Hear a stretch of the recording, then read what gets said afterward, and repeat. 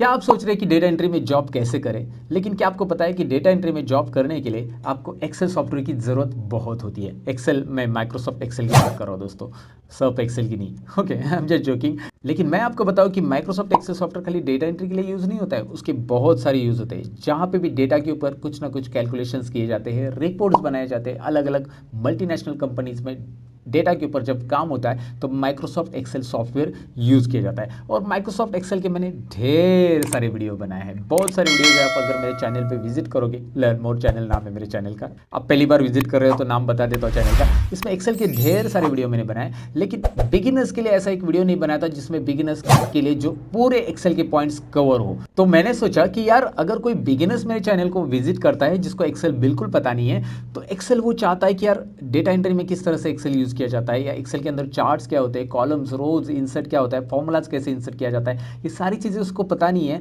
वो तो फिर मेरे चैनल पे आके बस ढूंढता रह जाएगा। इसीलिए मैंने ये एक्सेल का एक ट्यूटोरियल बनाया जिसके अंदर एक कंप्लीट बिगिनर्स नॉलेज रहेगा, यानी कि एक्सेल में आप जीरो हो तो हीरो बनाने का काम मैं करूंगा। लेकिन आपको इस वीडियो को पूरा देखना पड़ेगा दोस्तों। एक्सेल में हर एक चीज़ को बारीकी से एक्सप्लेन करने की यहाँ पे मैंने कोशिश की है। मेरे जो 10 से 15 साल का टीचिंग का एक्सपीरियंस है वो मैं यहाँ पे इस वीडियो में दे रहा हूँ दोस्तों।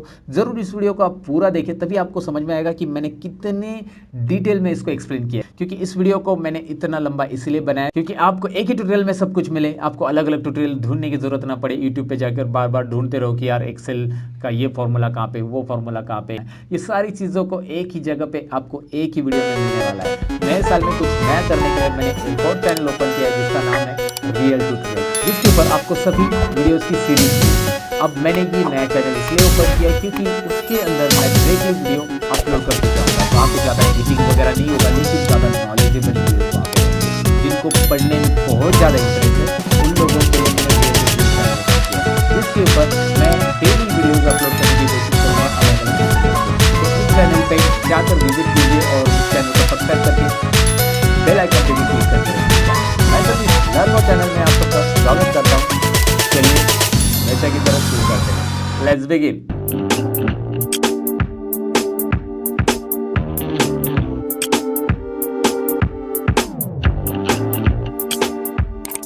वीडियो में आगे बढ़ने से पहले मैं आपको बताऊं दोस्तों, अगर आप नए हो मेरे चैनल पे, आप सीखना चाहते हैं एक्सेल के tips and tricks, Microsoft office के ट्रिक्स एंड ट्रिक्स, साथ में कंप्यूटर के टोटल सॉफ्टवेयर के टिप्स एंड ट्रिक्स, तो आपको करना होगा मेरा चैनल सब्सक्राइब, और सब्सक्राइब के बाजू में जो घंटी दिख रही है उस पर भी क्लिक कीजिए ताकि जब भी मैं नया वीडियो डालूं तो आपकी मोबाइल की भी घंटी बजे। तो जैसे कि मैंने आपको इंटर पार्ट से कहा कि आप एक्सेल बिगिनर्स हो तो ये वीडियो आपको बहुत यूजफुल होने वाला है। तो कैसे? सबसे पहले तो मैं एक्सेल स्टार्ट करके दिखाऊंगा। एक्सेल के हर एक पार्ट को मैं एक्सप्लेन करूंगा। कुछ फॉर्मूलाज रहेंगे जो बेसिक लेवल पे या बिगिनर्स लेवल को पे आपको पता रहने चाहिए, वो भी मैं आपको बताऊंगा। चलिए सबसे पहले हम यहाँ पे एक्सेल स्टार्ट करते हैं। सबसे पहले करना क्या है, यहाँ पे आपको रन कमांड लेना है। आप रन कमांड से स्टार्ट कर सकते हैं। आप सर्च बॉक्स में डायरेक्टली एक्सेल टाइप करेंगे तो भी चलेगा। रन कमांड लेने के लिए आपको स्टार्ट और आर बटन प्रेस करना है, यानी विंडो की प्लस आर। विंडो की प्लस आर स्क्रीन पे मैं आपको दिखा रहा हूँ, और उसके बाद आपको यहाँ पे एक्सेल टाइप करना है। एंड एक्सेल जैसे आप टाइप करोगे, एंटर करोगे, एक्सेल शुरू हो जाएगा दोस्तों। तो जैसे एक्सेल शुरू करूंगा आपके सामने ये स्क्रीन का लेआउट आ जाएगा। इस तरह की स्क्रीन आ जाएगी। अगर आपका एक्सेल 2013 है, 16 है और 10 है तो थोड़ा बहुत चेंजेस रहेगा उसमें, लेकिन यहाँ पे 13 और 16 क्योंकि एक्सेल के अलग अलग वर्जन है। जो भी वर्जन आप यूज़ करते होगे, डोंट वरी, जो मैं टिप्स या ट्रिक्स एक्सेल की बेसिक बिगिनर लेवल की बताने वाला हूँ वो सभी वर्जन में आपको यूज़फुल रहेगी। इसीलिए मैं कौन सा वर्जन यूज़ करता हूँ इससे कोई फ़र्क नहीं पड़ने वाला, आप कौन सा वर्जन यूज़ करें इससे भी कोई फ़र्क नहीं पड़ने वाला। बस आपको एक्सेल के अंदर जितनी भी चीज़ें मैं यहाँ पे पढ़ाने वाला हूँ वो उस वर्जन में काम आएगी, और नहीं आ रही है, उस वर्जन में नहीं दिखाई दे रही है, तो मैं आपको बताऊँगा कि वो चीज़ें उस वर्जन में नहीं है। कौन सी है? ऐसी कुछ चीज़ें हैं जो कि पुराने वर्जन में नहीं है, लेकिन मैं आपको बताऊंगा। फिलहाल तो आपको यहाँ पे बताओ कि स्क्रीन में आपको लेफ्ट साइड में जो रिसेंट फाइल दिखाई दे रही है, ये मैंने बनाई हुई फाइल है। जैसे मैं अलग अलग एक्सेल के डेटा पे काम करता हूँ तो उसमें जितनी भी फाइल मैं सेव करता हूँ वो यहाँ पे आ जाती है रिसेंट फाइल के अंदर, राइट। रिसेंट फाइल का बॉक्स आपको दिखाई दे रहा है। इसके बाद आपको ब्लैंक वर्कबुक दिख रहा है, और उसके बाद माइक्रोसॉफ्ट ने आपको कुछ ऑलरेडी फॉर्मूला ट्यूटोरियल से रिलेटेड पहले से कुछ शीट्स दी है, प्री फॉर्मेटेड शीट्स है, यहाँ से आप ले सकते हैं। उसके ऊपर आप यहाँ पे भी देख सकते हैं business, personal, planner and trackers, list, budgets, ऐसे बहुत सारे माइक्रोसॉफ्ट ने दिए हुए रेडीमेड वर्कबुक्स है। तो एक्सेल की फाइल को वर्कबुक्स बोलते हैं, ये तो आपको समझ में आया होगा। और यहाँ पे आपको दिख रहा है ब्लैंक वर्कबुक। सबसे पहले मैं यहाँ पे ब्लैंक वर्कबुक ही लेना चाहूँगा, क्योंकि ब्लैंक वर्कबुक से हमारा इंट्रोडक्शन शुरू होगा ना दोस्तों।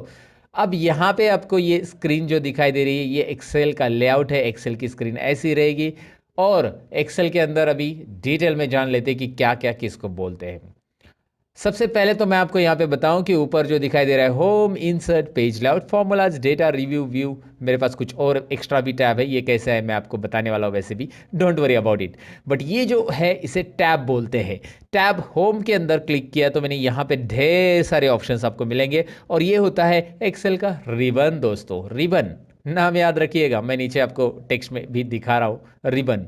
ओके, सो इस रिबन के अंदर आपको यहाँ पे दिखाई दे रहा है क्लिपबोर्ड। क्लिपबोर्ड ग्रुप है, उसके बाद फॉन्ट ग्रुप है, उसके बाद अलाइनमेंट ग्रुप है। ये ग्रुप होते हैं। नंबर ग्रुप है, स्टाइल्स ग्रुप है, सेल्स ग्रुप है, एडिटिंग ग्रुप्स है। ये अलग अलग ग्रुप्स है। इस ग्रुप के बारे में भी हम जानेंगे, कैसे इसके अंदर के ऑप्शंस हम ऑपरेट करेंगे।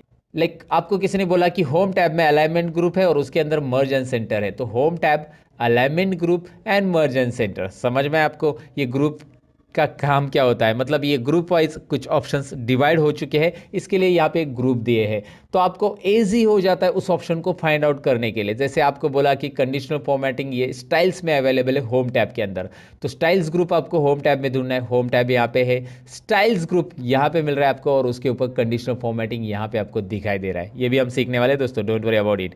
सो ये एक वीडियो ऐसा मैं बना रहा हूँ जिसमें आपको बिगिनर्स लेवल में जो जानकारी होनी चाहिए एक्सेल की, वो पूरी यहाँ पे रहेगी, इसीलिए बने रहिएगा। बस ये तो बताना था मुझे दोबारा, इसीलिए बता दिया। फिलहाल तो मैं आपको यहाँ पे बताऊँ कि यहाँ पे इसके बाद यहाँ पे होम टैब से लेकर ये टैब हो गया, हर एक टैब के अपने अपने ग्रुप्स है और अपने अपने ऑप्शंस है। मतलब यहाँ पे आप देख सकते हैं, इंसर्ट पे क्लिक किया तो tables group, illustration group, add-ins group, charts group and ढेर सारे और भी ग्रुप्स है। फिलहाल मैं पढ़ नहीं रहा हूँ। वैसे पेज लेआउट है, वैसे फॉर्मूलाज है, डेटा, रिव्यू एंड व्यू है। अब मैं आपको क्या बता रहा हूँ, आगे ज़रा ध्यान दीजिए। अभी क्या है आगे, ये है नेम बॉक्स।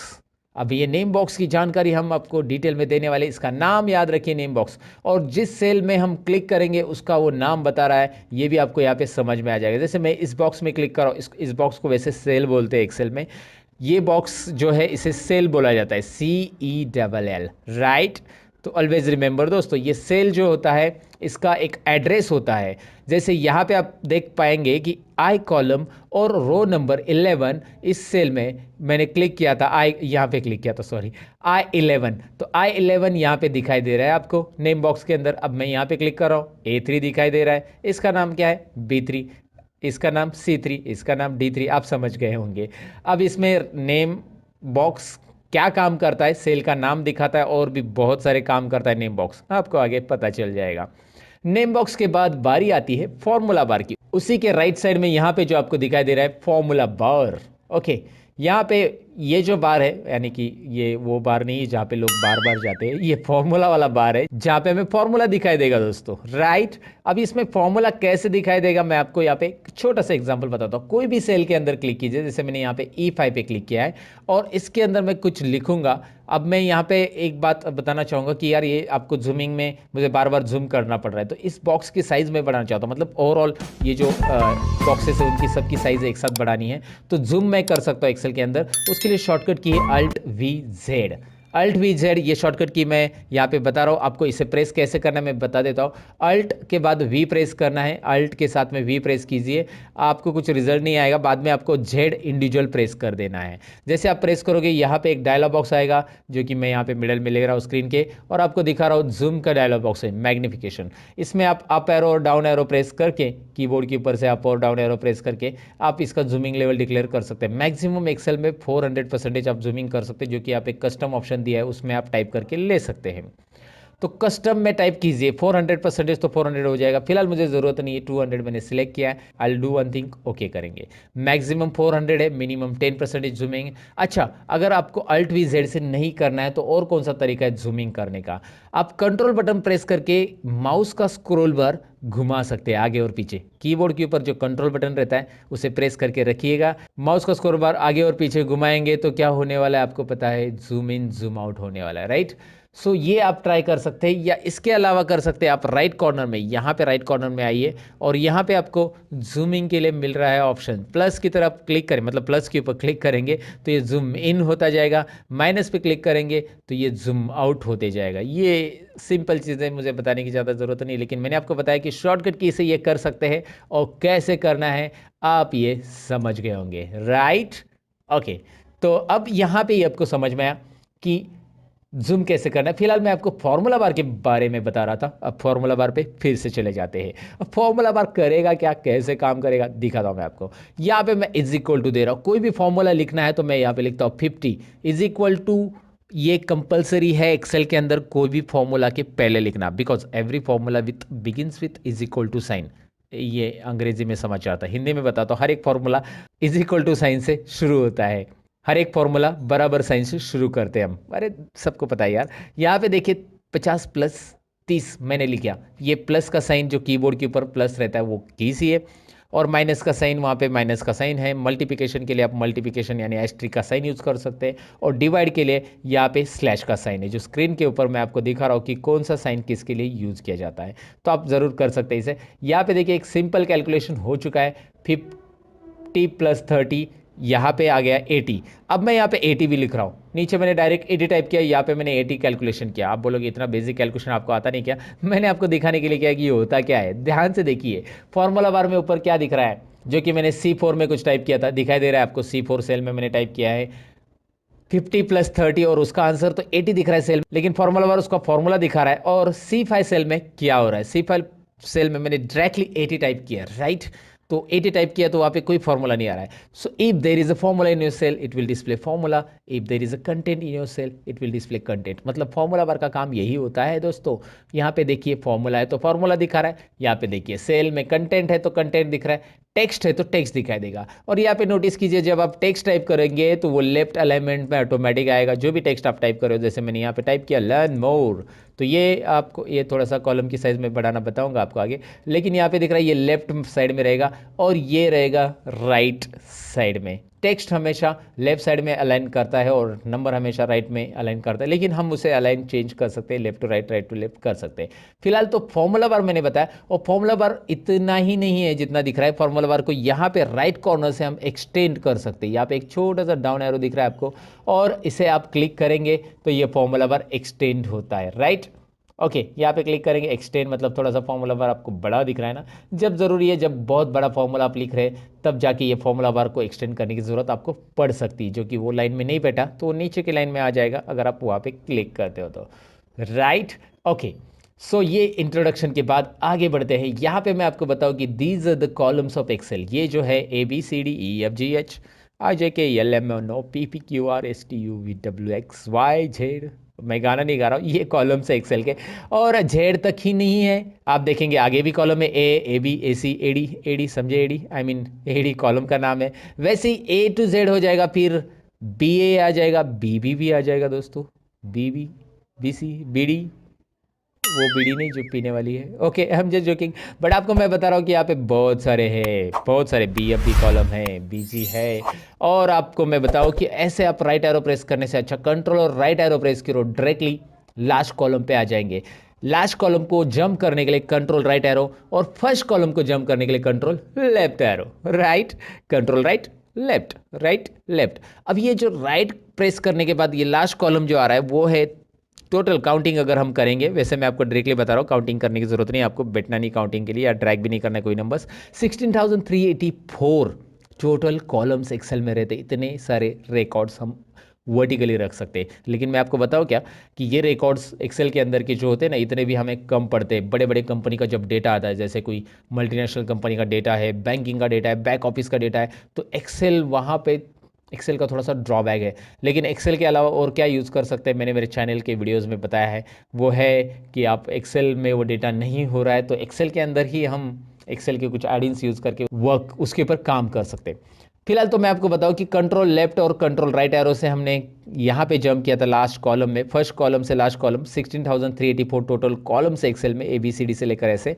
और ऐसे ही आप डाउन एरो प्रेस करोगे तो आपको रोज मिलेंगे ढेर सारे, जो कि आपको दिखाई दे रहा है स्क्रॉल होते जा रहे हैं। लेकिन अभी मुझे लास्ट रो पे जाना है तो मैं थोड़ी डाउन एरो प्रेस करते रहूंगा कीबोर्ड का, मैं कंट्रोल और डाउन एरो प्रेस करूंगा। जी हाँ, control down arrow directly last row, control up arrow directly first row, control down arrow 10,48,576, 10,48,576। इतने सारे रोज है दोस्तों, ओ माय गॉड, इतने सारे रोज, इतने सारा डेटा हम रख सकते हैं। अगर आपका कोई छोटा मोटा डेटा है तो you can easily enter it, but आपका जब बड़ा डेटा आता है तो एक्सेल के अंदर मैं आपको बताऊं कि 1 लाख रो रखने के बाद और उसके ऊपर फॉर्मूला अप्लाई करने के बाद एक्सेल सपोर्ट नहीं करता है। ये एक एक्सेल का कड़वा सच है दोस्तों। जी हाँ, 10 लाख रोज यहाँ पे है, आप 10 लाख का रिकॉर्ड रख सकते हैं, लेकिन जब आप कोई भी 10 लाख सेल्स पे अगर फॉर्मूला अप्लाई करने जाएंगे you will not get proper result, because वो फाइल बहुत हेवी हो जाती है और एक्सेल हेवी फाइल को सपोर्ट नहीं कर पाता है।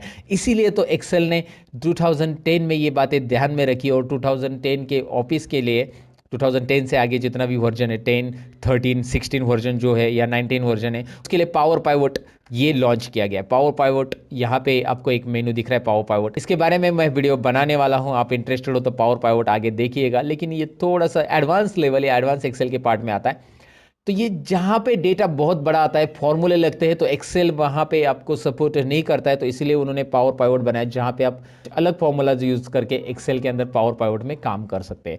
फिलहाल वो बातें तो साइड में रहने दो, हम सीख रहे हैं यहाँ पे कि एक्सेल में इतने सारे रोज रहते हैं, 10,48,576, और पहला रो है हमारा यहाँ पे दिख रहा है control up and down arrow, control right and left arrow. ये जो शॉर्टकट कीज मैं बता रहा हूँ ना, इससे प्रैक्टिस कीजिएगा दोस्तों, तभी तो आपका हाथ बैठ जाएगा कीबोर्ड के ऊपर। और मैंने वैसे एक्सेल के ऊपर 101 शॉर्टकट कीज, मतलब एक्सेल की लगभग सारी शॉर्टकट कीज का एक वीडियो बनाया, काफ़ी इंटरेस्टिंग है, प्रैक्टिकल एक्सप्लेन करके बताया उस वीडियो में मैंने कि किस तरह से हम एक्सेल की ये शॉर्टकट कीज को यूज करके हमारा काम आसान कर सकते हैं। तो ज़रूर उस वीडियो को एक बार चेक कर लेना, उसकी लिंक मैं आपके लिए डिस्क्रिप्शन में दे दूंगा इस वीडियो के। ओके, फिलहाल तो हम यहाँ पे बढ़ते आगे।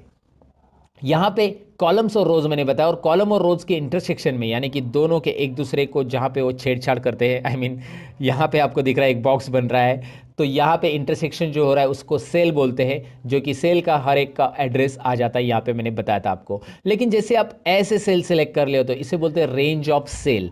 इसे क्या बोलते हैं? Range of cell. तो कौन सी रेंज है, क्या आप मुझे बता सकते हैं? नहीं, तो मैं आपको बता देता हूं, कोई बात नहीं। C3 सेल से लेकर F11, C3 से F11 लिखेंगे कैसे इसका? अगर लिखने की बारी आती है आपको कहीं पे, तो C3 से F11 बीच में कॉलन यूज किया जाता है रेंज को डिफाइन करने के लिए। तो ये रेंज हो गया। अगर आप ये सिलेक्ट करेंगे, टेल मी नाउ, D3 से लेकर F11, राइट? तो ये रेंज ऑफ सेल होता है, जो कि आपको याद रखना है, जिसमें हेड सेल हमेशा वाइट रहता है और बाकी सेल इस तरह से रहती है। तो रेंज ऑफ सेल या ग्रुप ऑफ सेल को एक साथ सेलेक्ट करने के बाद रेंज कौन सी होती है वो मैंने आपको बता दिया। नेम क्या होता है ये मैंने बता दिया। उसके बाद हम बढ़ते हैं आगे शीट की तरफ। यहाँ पे आपको दिखाई दे रहा है नीचे शीट 1 आ चुका है, और ऐसे आप एक्सेल में ढेर सारे शीट ले सकते हैं अलग अलग रिकॉर्ड्स रखने के लिए। मैं यहाँ पे बस प्लस पे क्लिक करते जा रहा हूँ। वैसे मैं शॉर्टकट की भी बता देता हूँ, शिफ्ट और F11, शिफ्ट और F11 करेंगे तो शीट इंसर्ट होगी। लेकिन जब आप कीबोर्ड से, मतलब शॉर्टकट की से शीट इंसर्ट करते, देखिए मैं शिफ्ट F11 कर रहा हूँ तो वो लेफ्ट साइड में इंसर्ट होगी, वो यहाँ पे लेफ्ट साइड में इंसर्ट हो रही है, दिखाई दे रहा है आपको? शीट शिफ्ट प्लस F11 करने से क्या होगा? शीट लेफ्ट साइड में इंसर्ट हो रही है। और अगर यहाँ पे प्लस पे क्लिक करके आप इंसर्ट करते हो तो वो राइट में इंसर्ट हो रही है, राइट? ओके, समझ में आपको? वो शीट को आप ऐसे अरेंज कर सकते हैं। वैसे ये 7 नंबर को यहाँ पे ड्रॉप करना है, 8 नंबर को यहाँ पे ड्रैग एंड ड्रॉप करना है, बस माउस का बटन क्लिक करके रखिए, ड्रैग एंड ड्रॉप, राइट? ये ऑर्डर में आ चुका है। कोई भी शीट कहीं पे भी आप रख सकते हैं। ये शीट्स आप यहाँ पे बहुत सारी इंसर्ट कर सकते हैं, लेकिन डिपेंड आपके डेटा कितने हैं। आपके 12 महीने का डेटा है तो 12 शीट इंसर्ट करो। आपके पास बहुत सारा अलग अलग शीट्स का रिकॉर्ड है तो वहाँ पे अलग अलग शीट्स बना के अलग अलग रिकॉर्ड रख सकते हैं। जैसे हर एक शीट के अंदर उतने रोज और उतने कॉलम आपको मिलने वाले जितने कि पहले शीट में है।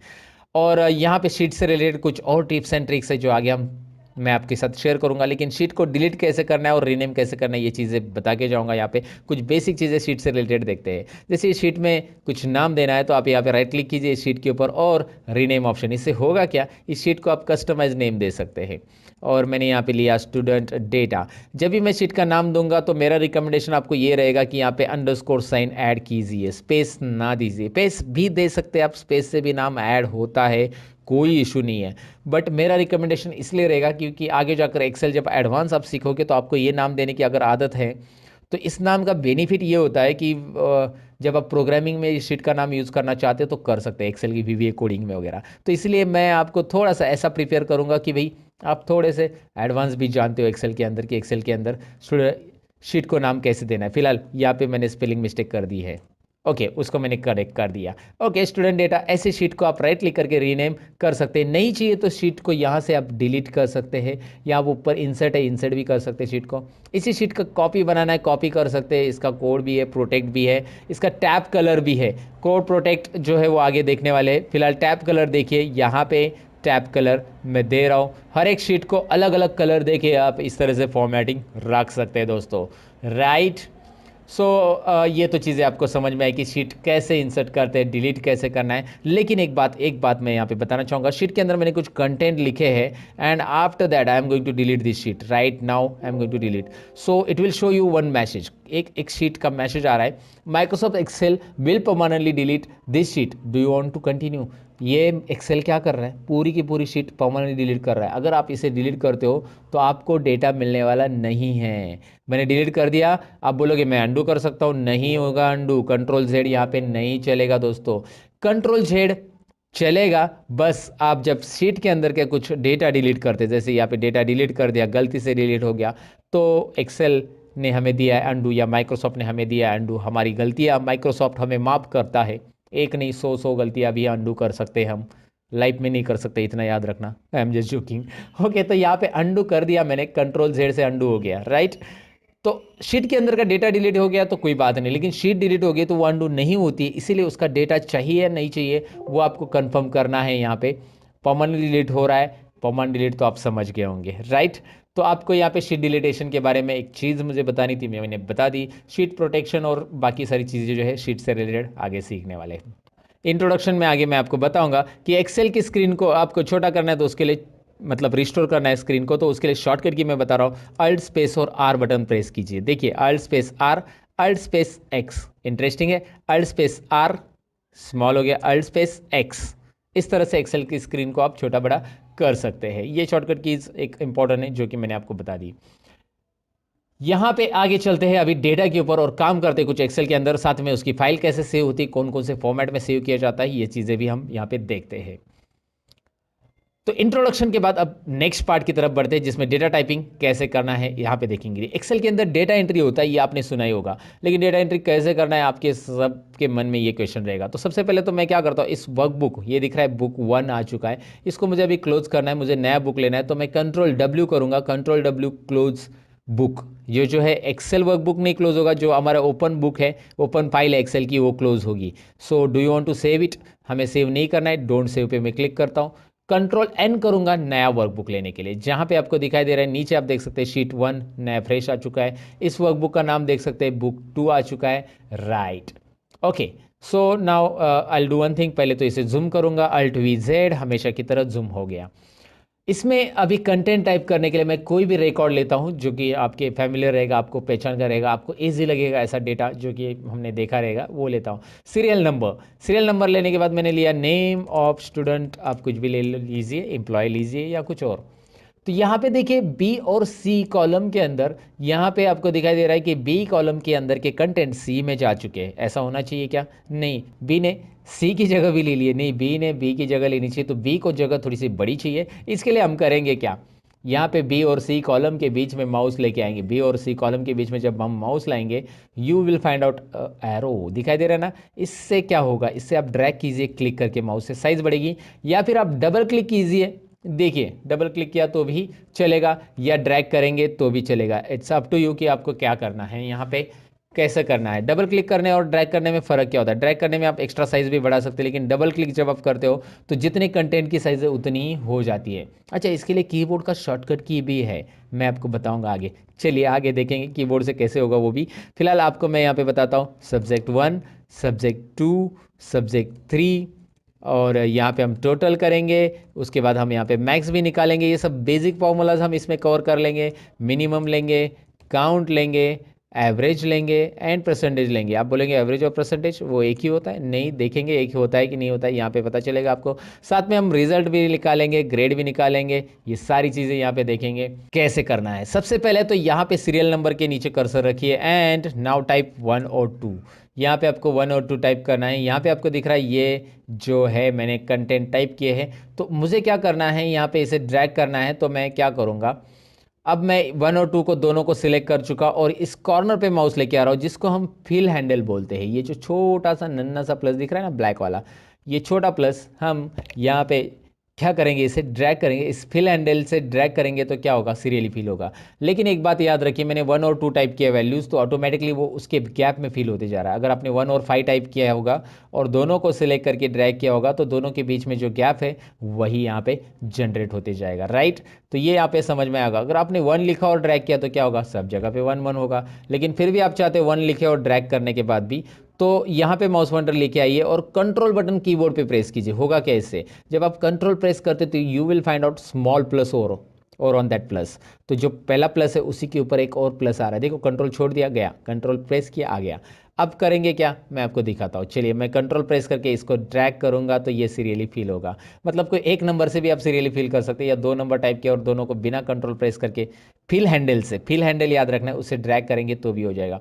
अच्छा, यहाँ पे भी ऑप्शन है। आपने गलती से इसे फिल सीरीज किया और आपको कॉपी सेल्स चाहिए, तो यहाँ पे ऑप्शन है copy cells, fill formatting only, fill without formatting, flash fill, ये सारी चीज़ें आती है। ये आगे के है, लेकिन कॉपी सेल से क्या होगा देखिए यहाँ पे।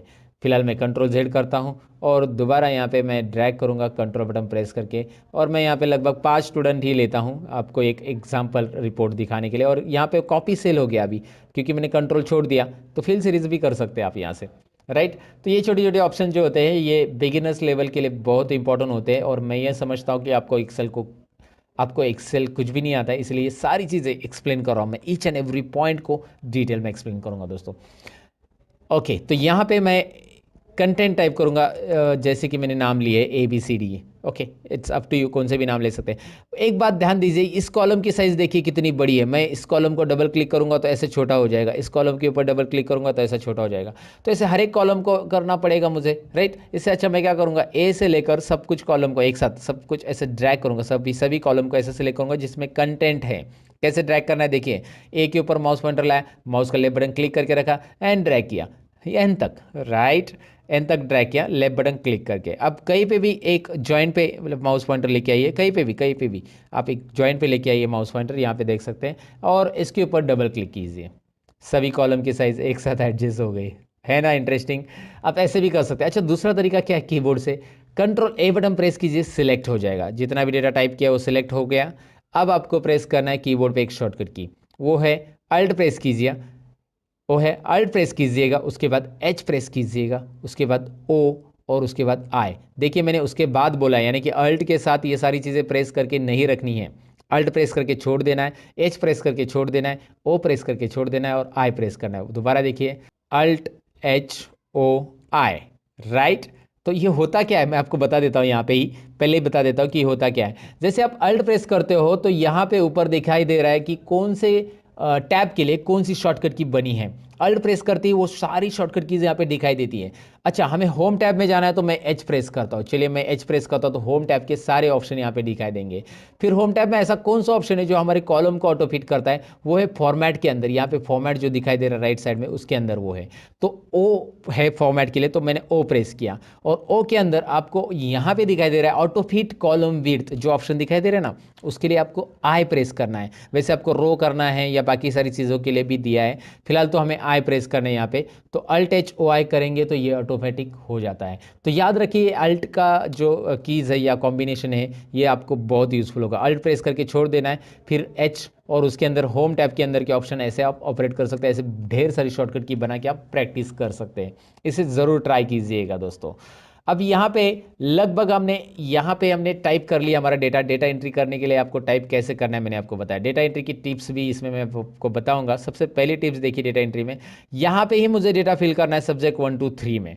राइट। और आपको पता है कि इसके बाद ये खत्म होने के बाद यहाँ पे टाइप करना है, यहाँ पे टाइप करना है। तो इससे अच्छा इन तीनों को सिलेक्ट कीजिए। जितने भी डेटा पे आपको कुछ भी टाइप करना रहता है उसको आपको सिलेक्ट करना बहुत ज़रूरी है। जब आप सिलेक्ट करोगे तो उसका बेनिफिट क्या होगा, चलिए मैं आपको दिखाता हूँ। यहाँ पे कोई नंबर मैं टाइप करूँगा तो ये नंबर टाइप करने के बाद कर्सर ऑटोमेटिकली नेक्स्ट सेल में चला जा रहा है। आपको नेक्स्ट सेल में जाने की ज़रूरत नहीं है। देखिए दिखाई दे रहा है ना आपको, यहाँ पे बस नंबर न्यूमेरिक कीपैड का एंटर कीजिए, नंबर टाइप कीजिए और न्यूमेरिक कीपैड पे जो एंटर बटन है वो प्रेस कीजिए। ऑटोमेटिकली कर्सर आपका नेक्स्ट यहाँ पे आ चुका है। तो यहाँ पे आपने एक बॉक्स सेलेक्ट करने के बाद उस बॉक्स के अंदर आप इस तरह से सिलेक्शन आपका रहेगा। बस आपको यहाँ पे नंबर टाइप करके एंटर करना है।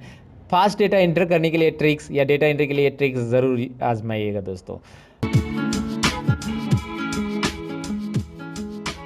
अच्छा, अब इसकी टोटल कैसे करते देखिए। यहाँ पे तीनों को सिलेक्ट कर रहा हूँ मैं और तीनों को सिलेक्ट करने के बाद इसका टोटल आता है 142।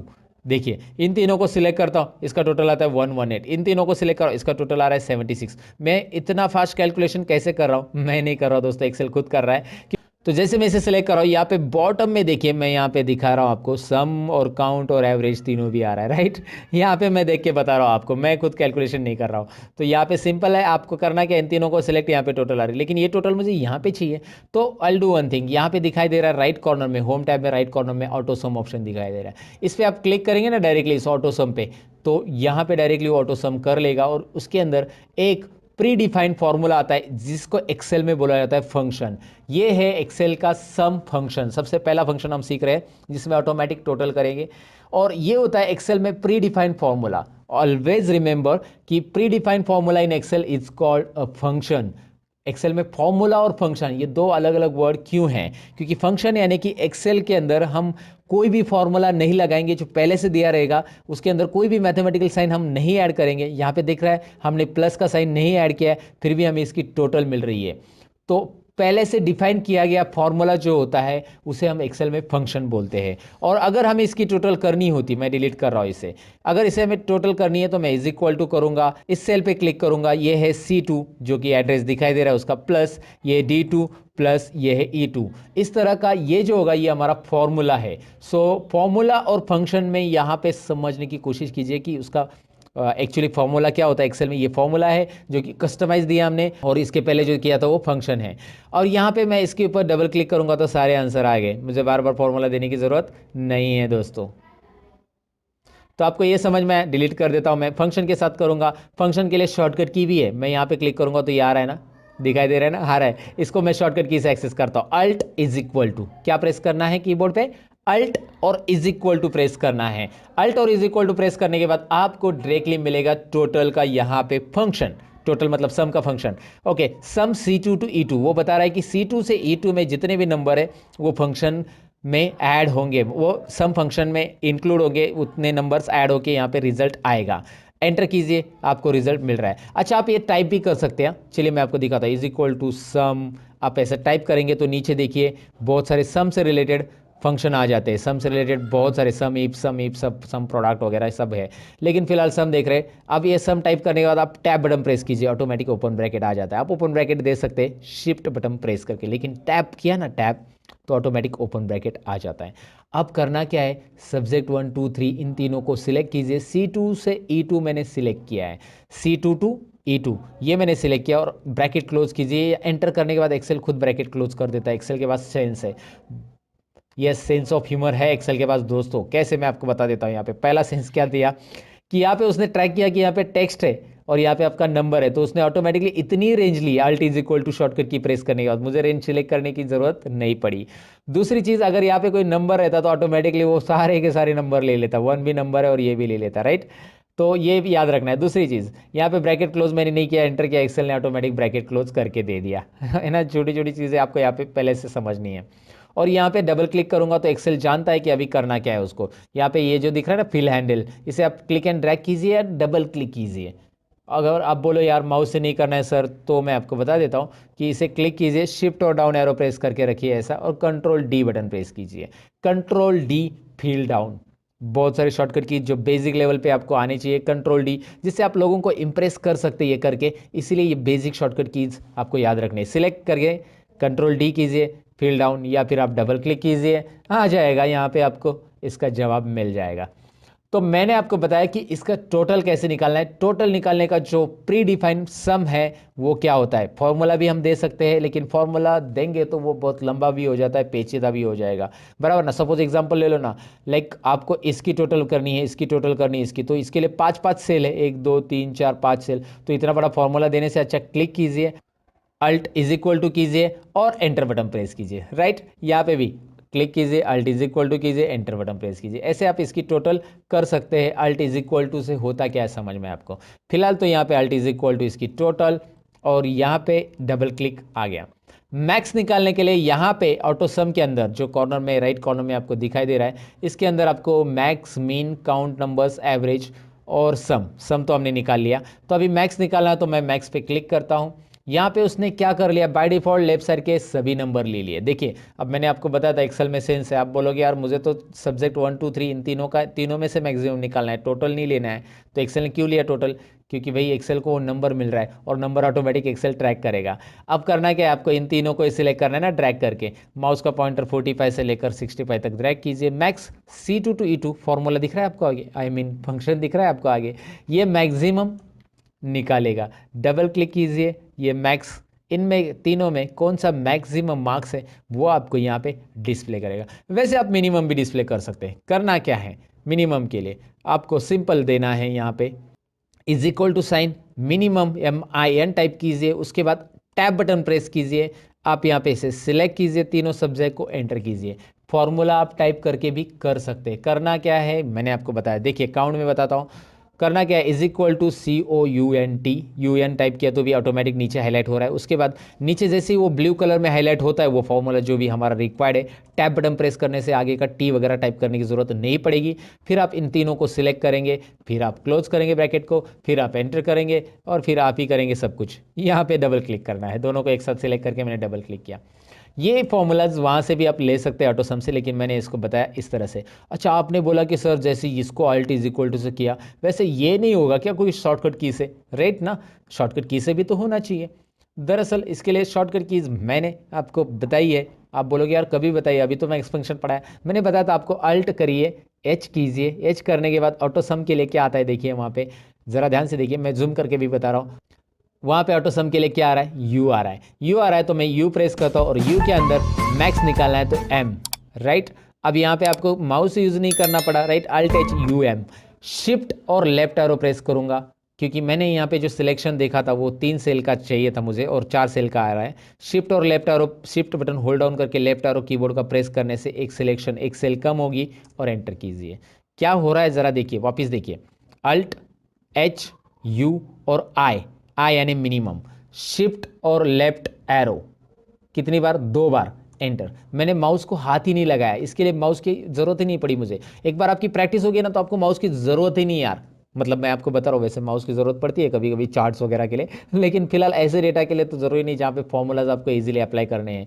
Alt H home tab, U auto sum और काउंट नंबर्स के लिए है C, राइट। वहाँ पे आप देख सकते हैं राइट साइड में जो छोटा सा बॉक्स आ रहा है, छोटा सा नन्हा सा प्यारा सा बॉक्स में देख सकते हैं, सम के लिए यस था, एवरेज के लिए A है, काउंट के लिए C है, मैक्सिमम के लिए M है, मिनिमम के लिए I है। फिलहाल C प्रेस करते हैं और यहाँ पे 6 सेल सिलेक्ट हो गए C2 to H2।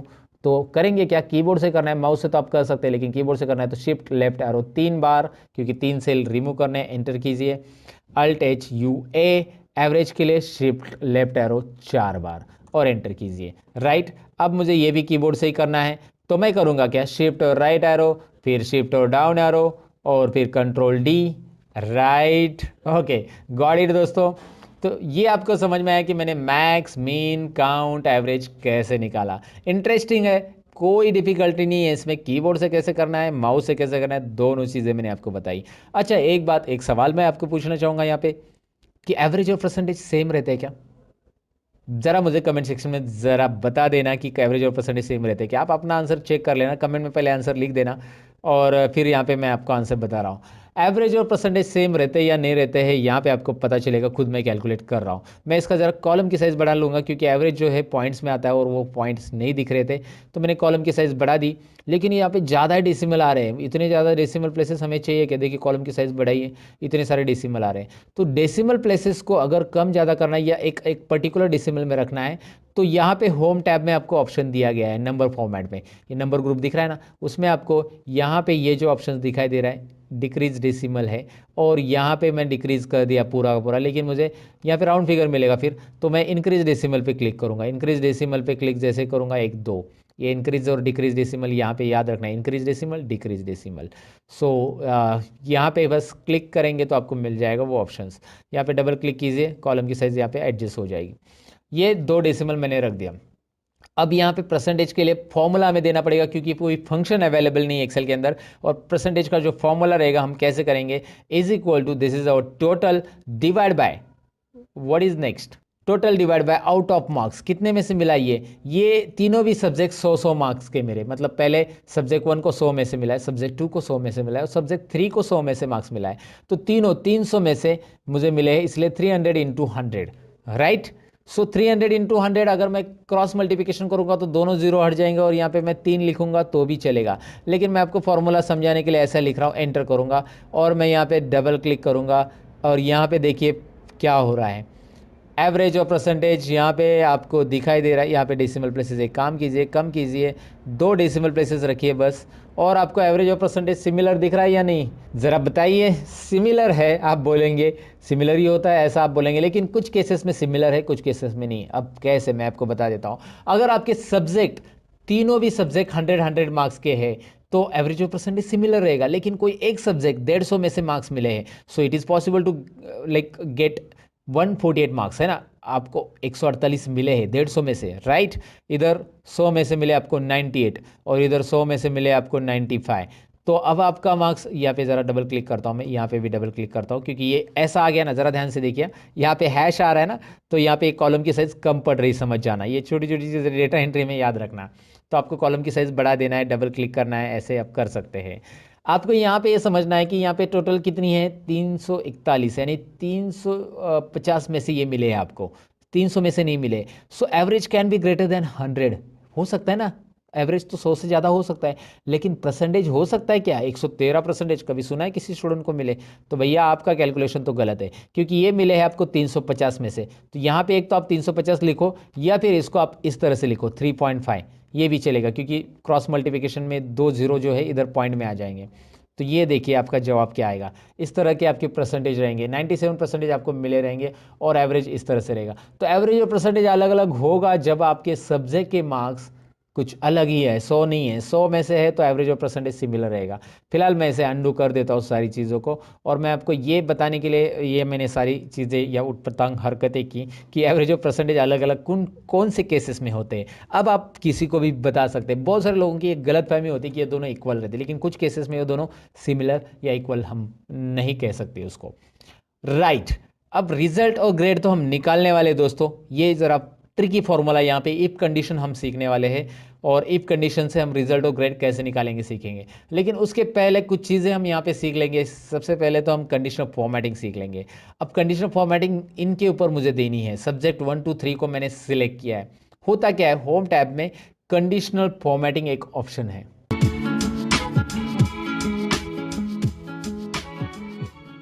तो यहाँ पे जो कंडीशनल फॉर्मेटिंग ऑप्शन दिखाई दे रहा है उसका काम क्या है मैं आपको बता देता हूँ। जैसे आप उस पर क्लिक करोगे, highlight cells rules, top bottom rules, data bars, colour scale, icon set, ढेर सारी चीज़ें आ रही है। तो यहाँ पे हाईलाइट सेल्स रूल्स हम सीखने वाले हैं। एडवांस कंडीशनल फॉर्मेटिंग भी होता है जो कि मैं आपको आगे बताऊंगा। फिलहाल तो हम बेसिक चीज़ें पहले सीख लेते हैं इजीली। यहाँ पे कुछ हाईलाइट सेल्स रूल्स आपको दिखाई दे रहे हैं जिसमें आपको greater than, less than, between, equal to, text that contains data occurring and duplicate values, right. अब मैं आपको सबसे पहले बताऊंगा कि कंडीशनल फॉर्मेटिंग करेगा क्या। जो नंबर्स मैंने सिलेक्ट किए हैं उसके ऊपर हम कुछ कंडीशन के अकॉर्डिंग फॉर्मेटिंग देंगे। अब कंडीशन के अकॉर्डिंग फॉर्मेटिंग यानी हमें लेस देन 35 वाले नंबर हाईलाइट करने हैं। वो कौन से कलर में रहते हैं आपको स्कूल में? जब आपको 35 से कम मार्क्स मिलते हैं तो कौन से कलर में लिखते हैं टीचर? कौन से कलर में, ज़रा बताइए? रेड कलर में, एवरीबडी नोज दैट। तो लेस देन पे क्लिक कीजिए और यहाँ पे लेस देन पे क्लिक करने के बाद एक छोटा सा नन्ना सा डायलॉग बॉक्स आ रहा है हमेशा की तरह। और इस डायलॉग बॉक्स में मैं क्या कर रहा हूँ, जो 38 दिख रहा है वहाँ पे मैंने 35 किया है। और 35 करने के बाद आप देख सकते हैं ऑटोमेटिकली 35 से जो भी कम है सब्जेक्ट 1 2 3 में, तीनों में भी 35 से जितने भी कम है वो रेड कलर में बैकग्राउंड के साथ वो हाईलाइट हो रहे हैं। मुझे ये कलर नहीं चाहिए, तो मैं यहाँ पे कलर कस्टमाइज कर सकता हूँ, और करने के लिए बस आपको यहाँ पे कस्टमाइज करने के लिए बस आपको यहाँ पे कस्टम फॉर्मेट पे क्लिक करना होगा। नीचे दिखाई दे रहा है कस्टम फॉर्मेट ऑप्शन है, जैसे आप इस ड्रॉप डाउन पे क्लिक कर देते हो। कस्टम फॉर्मेट में हमें यहाँ पे फिल या फिर फॉन्ट जो कलर चाहिए वो चूज़ कर सकते हैं। मैं फॉन्ट कलर ही देना चाहता हूँ, फॉन्ट में मैंने रेड कलर दे दिया। देखिए फॉन्ट में कलर में यहाँ पे रेड कलर, और ओके कीजिए। अब ओके कीजिए, देखिए क्या हो रहा है, बस 35 के नीचे वाले जो है उसका फॉन्ट कलर रेड हो चुका है। आसान है ना, बहुत बहुत ही आसान है। अब मैं आपको बताऊँ कि 35 के ऊपर वाले देने हैं तो conditional formatting, highlight cells rule, और यहाँ पे हाईलाइट सेल्स रूल में ग्रेटर दैन में क्लिक करेंगे। ग्रेटर दैन 35 को कौन सा कलर देना है आपके ऊपर है, ग्रीन देना है, रेड देना है, कस्टम फॉर्मेट में जाइए और यहाँ से आप ब्लू कलर देना चाहते हैं, जो भी है जो देना है वो दे सकते हैं।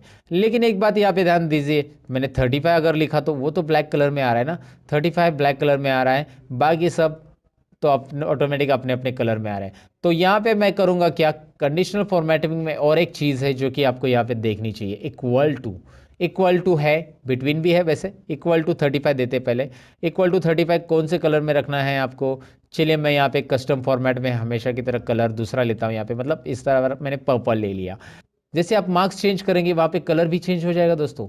यहाँ पे आप देख सकते हैं मैंने इसके मार्क्स चेंज किए, वहाँ पे हो गया उसका पर्पल, यहाँ पे इसको मैंने पास कर दिया, यहाँ पे हो गया उसको ओके। सो गॉट इट, आपको समझ में आया ये कैसे हो रहा है? ओके अब मुझे यहाँ पे कोई बिटवीन मार्क्स हाईलाइट करने हैं, जैसे मुझे 150 टू 175 के बीच में हाईलाइट करने हैं, तो मैंने इसको सिलेक्ट किया, कंडीशनल फॉर्मेटिंग और बिटवीन पे क्लिक किया। सिंपल है, बिटवीन में 150 टू 170 मैंने दे दिया, तो मैंने दे दिया और जस्ट मैंने कोई भी कलर यहाँ पे सिलेक्ट कर लिया और ओके किया। दिखाई दे रहा है आपको 150 टू 175 के या जो भी आप फॉर्मेट दोगे उसके बीच में यहाँ पे नंबर हाईलाइट हो जाएंगे। कंडीशनल फॉर्मेटिंग में आगे है यहाँ पे टेक्स्ट दैट कंटेंट्स में हम पर्टिकुलर टेक्स्ट में हाईलाइट कर सकते हैं। जैसे मैं आपको एग्जांपल देता हूँ यहाँ पे, चलिए मैं अभी फिलहाल तो पास फेल डायरेक्टली लिख रहा हूँ, लेकिन इसका फॉर्मूला बनता है दोस्तों, और वो तो हम सीखने वाले हैं ना आगे, तो बड़े रहेगा वीडियो के अंदर। इसका फॉर्मूला काफ़ी इंटरेस्टिंग है, ऑटोमेटिक पास फेल आने वाले हैं। फिलहाल तो मैंने पास फेल ऐसा अंदाज लिखा है कि ये पास है ये फेल है, ये मत देखिएगा कौन पास है कौन फेल है, मुझे बस यहाँ पे दिखाना है कि पास वाले जो है वो ग्रीन कलर में रहने चाहिए, फेल वाले जो है रेड कलर में। तो मैं वही करूँगा, यहाँ पे एक कंडीशनल फॉर्मेटिंग में जो ऑप्शन था वो पिक करूँगा, टेक्स्ट दैट कंटेन्स, जिस टेक्स्ट के अंदर पास है उसको मैं ये वाला ग्रीन वाला कलर देना चाहता हूँ। चलिए मैंने यहाँ पे डायरेक्टली प्री डिफाइन जो कलर है ना, green fill with the dark green text, वो दे दिया, राइट।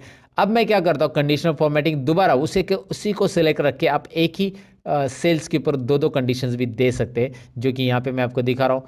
फेल, यहाँ पे आपको फेल लिखना है और फेल के अंदर ये कलर देना है और ओके कीजिए। अब आप देख सकते हैं पास और फेल को कैसे कलर आ रहा है। मैंने एक टेम्पररी आपको बताया सोल्यूशन कैसे करना है। उसके अलावा यहाँ पे अगर मैं आपको बताऊँ कि कोई डेट्स है, तो डेट्स के लिए भी आप फॉर्मूला दे सकते हैं। जैसे यहाँ पे कोई डेट्स नहीं है, but I do one thing, यहाँ पे मैं कोई डेट लेता हूँ। जैसे मैं यहाँ पे 22 दिसंबर को रिकॉर्ड कर रहा हूँ, तो मैं यहाँ पे सपोज 2 दिन पहले की डेट लेता हूँ, और मैंने यहाँ पे 2 दिन पहले की डेट ले ली है, और उसके बाद इस डेट को मैं ड्रैग करूँगा तो ये सीरियली डेट आ जाएगी, राइट। मैं इतनी डेट दिखा रहा हूँ बस यहाँ पे आपको ये समझाने के लिए। कंडीशनल फॉर्मेटिंग में हाईलाइट सेल्स रूल में डेट ऑकरिंग हमारा नेक्स्ट टॉपिक है। डेट ऑकरिंग में जब हम क्लिक करेंगे, एस्टरडे कल की डेट, आज 22 तारीख है तो कल की डेट 21 तारीख, टुडे है ना, right, tomorrow, in last 7 days, ऐसी बहुत सारी चीज़ें इसमें, ये सेल्स रिपोर्ट वगैरह में बहुत काम आती है। आप अगर हाईलाइट करके रखना चाहते हैं सेल्स को, अगर आप ये फॉर्मूला देके रखेंगे तो ऑटोमेटिकली नेक्स्ट वीक की डेट, दिस वीक की डेट है ना, ये सब यहाँ पे हाईलाइट होगी। लास्ट वीक की, लास्ट 7 डेज, यहाँ पे तो 7 डेज नहीं, मैंने 2-4 ही डेट ली है। तो ये कंडीशनल फॉर्मेटिंग आप यहाँ पे अप्लाई कर सकते हैं डेट वाइज। फिलहाल मैंने उस पर नहीं किया, लेकिन मैंने आपको बता दिया।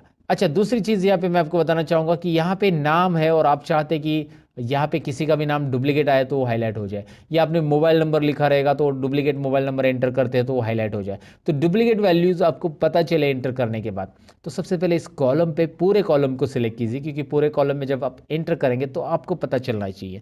तो बी कॉलम पे क्लिक करने के बाद conditional formatting, highlight cells rule, और लास्ट ऑप्शन जो है यहाँ पे देखना है, from this list duplicate values, ये दिखाई दे रहा है, क्लिक कीजिएगा। क्लिक करने के बाद बस यहाँ पे कलर तो ऑटोमेटिक आने वाला है, कलर है, डुप्लीकेट वैल्यूज़ यहाँ पे रखिए और ओके कीजिए, डुप्लीकेट ही रखना है। और अभी क्या होगा देखिए, मैं आपको बता देता हूँ कि ए अगर हमने डबल लिखा तो क्या हो रहा है। अगर मैं यहाँ पे ऐप लिखता हूँ, सो कुछ भी प्रॉब्लम नहीं है, जी लिखता हूँ उसे कुछ प्रॉब्लम नहीं है, लेकिन उस लिस्ट में अगर वो नाम दोबारा आता है, जैसे ये नाम दोबारा आ गया है बी, तो वो हाईलाइट कर रहा है 2 बार है भैया, ये भी 2 बार है, कहाँ पे वो बता रहा है, सी डी भी हाईलाइट कर रहा है राइट। सो डुप्लीकेट वैल्यू हाईलाइट करने के लिए काफ़ी इंटरेस्टिंग है। आपने ए बी सी डी लिखा है, मैंने ये मत समझो कि ए बी सी डी आएगा खाली, मैंने अनिल नाम लिखा, और अगर अनिल नाम पहले से लिखा होगा लिस्ट में, लुक एट हियर राइट, तो ये भी यहाँ पे हो जाएगा हाईलाइट। इंटरेस्टिंग है, ये सारी चीज़ें आपको समझ में आई होगी। कंडीशनल फॉर्मेटिंग करना कैसे है। कंडीशनल फॉर्मेटिंग में यहाँ पे इस मार्क्स को कुछ अलग तरीके से फॉर्मेट करने के लिए मैं यहाँ पे सबसे पहले इसका फॉर्मेटिंग हटाना चाहूँगा। तो मैं कंडीशनल फॉर्मेटिंग में जाता हूँ, क्लियर रूल्स, और यहाँ पे 2 ऑप्शन रहते हैं कि आपको पूरे शीट का रूल क्लियर करना है, मतलब यहाँ पे राइट साइड में पास फेल को लगाया हुआ रूल भी क्रिएट करना है। तो clear rules from entire sheet कीजिए, सबके रूल जाएंगे, जो सिलेक्टेड है उनके भी जाएंगे, बाकी के भी जाएंगे, और क्लियर रूल्स फ्रॉम सिलेक्टेड मतलब जो नंबर सिलेक्टेड है उसी के जाएंगे। तो मैं फिलहाल नंबर के गायब करना चाहता हूँ, तो देखिए नंबर के रूल्स गायब हो गए। अब यहाँ पे कंडीशनल फॉर्मेटिंग में आपको मैं बताऊँ कि टॉप बॉटम रूल्स भी है कि इसमें टॉप 10 आइटम्स अगर आपको हाईलाइट करने तो होंगे, टॉप 1 आइटम्स हाईलाइट करने हैं तो यहाँ पे टॉप 1 दिखाई देगा, क्योंकि 65 ही टॉप 1 है तो सभी के सभी हाईलाइट हो जाएंगे। टॉप 2 3 4 5 में वही आएंगे, 6 में नेक्स्ट आइटम आएगा। तो ये टॉप आइटम्स हाईलाइट करने के लिए वैसे आप यहाँ पे बॉटम और बाकी सब आइटम्स हाईलाइट कर सकते हैं। जो आइटम जो नंबर आप हाईलाइट करना चाहते हो वो हाईलाइट कर सकते हैं। आइटम्स हमारे हिंदी में कुछ अलग तरीके से बोला जाता है या मीनिंग लिया जाता है, लेकिन यहाँ पे आइटम्स मतलब नंबर से हमारे दोस्तों। सो समझ में आपको ये कैसे करना है, टॉप बॉटम टॉप 10%, ये ज़रा ट्राई मारिएगा इसके ऊपर ज़रा। डेटा बास में यहाँ पे मैं आपको बताऊँ कि डेटा बास में जैसे ही आप कोई भी यहाँ पे नंबर्स मतलब कोई भी कलर्स के ऊपर या ग्रेडियंट के ऊपर सेलेक्ट करते हैं, सॉलिड फिल लीजिए या डेटा बास में ग्रेडियंट फिल लीजिए, यहाँ पे आपको वो कलर्स में वो पर्टिकुलर सेल पूरा यहाँ पे फिलअप दिखाई देगा। मैं आपको दिखाता हूँ, यहाँ पे हाईएस्ट है इसलिए 65, अगर ये लोएस्ट हो गया तो देखिए ये 5 है ना, क्योंकि उसका परसेंटेज उतना है ना। अगर मैंने इसको 100 दिया तो 65 देखो कितना आ रहा है, 65 उतने ही परसेंटेज रेंज में भरा हुआ रहेगा। 50 रहेगा तो आधा, 100 फुल है तो 50 आधा आ जाएगा सेल में, आधा कलर आधा ये। तो आपको ये समझने में दिक्कत नहीं है कि डेटाबेस यहाँ पे क्या बता रहा है। बहुत सिंपली आपको डेटा का प्रेजेंटेशन मिल रहा है कंडीशनल फॉर्मेटिंग के अंदर। डेटाबेस के रूल्स क्लियर करने हैं या पूरे रूल्स क्लियर करने, तो clear rules from entire sheet, पूरे के पूरे रूल्स मैंने क्लियर कर दिए। अब डेटाबेस के अलावा कलर स्केल भी है, पूरे कलर अलग अलग रेंज में आ जाएगा, मतलब 25 जो रेंज में रहेंगे वो रेंज में एक ही कलर मिलेगा आपको, 25 21 22 23 क्यों एक ही कलर, फिर अलग अलग रेंज में अलग अलग कलर स्केल मिलेंगे। वैसे ही आइकॉन सेट देखिए, ये काफ़ी इंटरेस्टिंग है। जो हाईएस्ट नंबर, ये आपने देखा होगा ना मोबाइल में, जैसे आपको नेटवर्क मिलता है, आपको नेटवर्क पूरा मिला तो 4 Kandi network, 3 Kandi network, 2 Kandi network, ऐसा हम बोलते हैं ना। सो यहाँ पे वैसे ये कुछ है, नेटवर्क में शो करिए या फिर इसे शो कीजिए या फिर इसे शो कीजिए, जो भी आपको प्रेजेंटेशन में अच्छा या अट्रैक्टिव लग रहा है ये आप दिखा सकते हैं। ये बस मीटिंग के लिए प्रेजेंटेशन के लिए होगा, प्रिंटिंग के लिए वगैरह इसका यूज़ करने की ज़रूरत नहीं है। और ये डेटा में जब प्रेजेंट किया जाता है तभी इसका ज़्यादातर यूज़ किया जाता है। अब आपको लगा कि यार ये मैंने दिखा लेकिन मुझे यही दिखाना है, इसमें नंबर नहीं दिखाने, तो ये भी हम कर सकते हैं। नंबर गायब करने के लिए एक छोटी सी ट्रिक यहाँ पे बता देता हूँ, मैं आपको जल्दी बता देता हूँ। यहाँ पे नंबर फॉर्मेट दिखाई दे रहा है, उसके यहाँ पे क्लिक करना है नंबर फॉर्मेट पे, होम टैब में ये नंबर फॉर्मेट है, उसका जो ऑप्शंस आता है एक्स्ट्रा ऑप्शंस, यहाँ पे फॉर्मेट सेल्स आ जाएगा। इसे लाने के लिए आप Ctrl+1 भी बटन प्रेस कर सकते हैं कीबोर्ड से, Ctrl+1 ये उसकी शॉर्टकट की है। उसके बाद आपको यहाँ पे नीचे कस्टम पे क्लिक करना है दोस्तों, और कस्टम के अंदर यहाँ पे मैं क्या कर रहा हूँ, टाइप जो दिखाई दे रहा है ना, उसमें मैं सेमीकोलन टाइप करूँगा। बस क्या टाइप करना है, टाइप में सेमीकोलन टाइप करना है, ओके करना है। नंबर गायब, नंबर है वहाँ पे लेकिन वो नंबर डिस्प्ले नहीं होंगी क्योंकि हमने वहाँ पे कस्टम किया सेमीकोलन उसे। और यहाँ पे अगर आप 100 लिखते हो, now you will find out number है दिखाई दे रहा, आगे टोटल भी आ चुकी है, नंबर गायब नहीं है। 320 लिखते हो, देखो चार्ट पूरा चेंज हो जाएगा अलग अलग।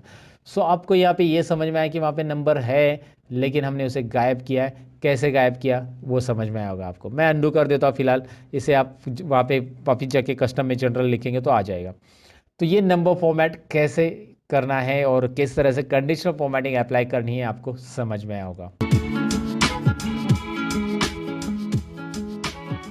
अब यहाँ पे कुछ चीज़ें और जानते हैं, जैसे कि यहाँ पे कंडीशनल फॉर्मेटिंग तो मैंने आपको बता दिया। यहाँ पे एक रो इंसर्ट करना है, कैसे करना है मैं आपको बताता हूँ। कंट्रोल प्लस ये डेटा एंट्री में याद रखिए कि आपको अगर कोई रो इंसर्ट करना है कोई भी सेल के अंदर तो आप इसे राइट क्लिक करके भी कर सकते हैं। Right click insert row. देखिए रो कैसे इंसर्ट करना है, बहुत ही सिंपल है। कोई भी रो ऐड करना है, कॉलम ऐड करना है। सपोज सब्जेक्ट 4 यहाँ पे रह गया, कुछ भी चीज़ें आपको ऐड करनी नहीं, आपको यहाँ पे कॉन्टैक्ट नंबर ऐड करना था, तो आपने यहाँ पे करना है राइट क्लिक और इंसर्ट। नया कॉलम ऐड करने के लिए राइट क्लिक इंसर्ट, या शॉर्टकट की मैं बताता हूँ आपको, कंट्रोल प्लस। कंट्रोल प्लस, देखिए आपको सिलेक्ट कौन सा कॉलम करना है, जिस कॉलम के पहले आपको कॉलम ऐड करना है उसी कॉलम को सिलेक्ट करना है और कंट्रोल प्लस उसके पहले आ जाएगा। अगर आपको ऐप के पहले कॉलम ऐड करना है, कंट्रोल प्लस। सिंपल है ना, उस कॉलम को सिलेक्ट करना है। अच्छा, आपने अगर सेल सिलेक्ट किया होगा और कंट्रोल प्लस किया होगा तो क्या होगा, ये डायलॉग बॉक्स आएगा, वो पूछेगा आपको कि सेल इंसर्ट करना है या कॉलम इंसर्ट करना है। फिलहाल तो मुझे एंटायर कॉलम इंसर्ट करना है, राइट। तो आपको यहाँ पे याद रखना है, अगर आपने कॉलम को सिलेक्ट किया है तो डायरेक्ट इंसर्ट होगा, और कॉलम को नहीं सिलेक्ट किया है, सेल को सिलेक्ट किया है, तो आपको ये डायलॉग बॉक्स मिलेगा, वो पूछेगा रो इंसर्ट करना है या कॉलम। तो मैंने रो किया तो और एक रो ऐड हो गया।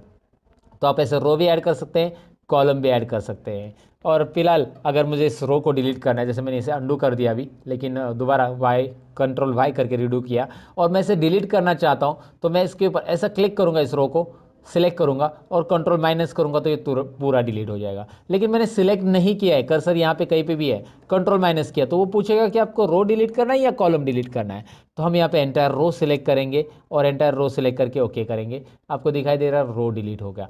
कंट्रोल प्लस ऐड होगा, कंट्रोल माइनस डिलीट होगा। अगर आपने रो सिलेक्ट करके रखा है तो रो ऐड होगा, और आपने कॉलम सेलेक्ट किया है तो कॉलम ऐड होगा कंट्रोल प्लस से, और रो सिलेक्ट करके रखा है कंट्रोल माइनस किया तो रो डिलीट होगा, और कॉलम सिलेक्ट करके रखा है और कंट्रोल माइनस किया तो कॉलम डिलीट होगा। ये शॉर्टकट की याद रखना है। वैसे उसके लिए alt I C insert column, ये एक शॉर्टकट की बनती है, और alt I R insert row, ये भी एक शॉर्टकट की बनती है, जो कि मैंने आपको बता दिया। अभी आप डिसाइड कर लो आपको कौन सी शॉर्टकट की यूज़ करनी है, अल्ट आई सी करनी है, अल्ट आई आर करना है, व्हाटएवर, या कंट्रोल प्लस माइनस करना है।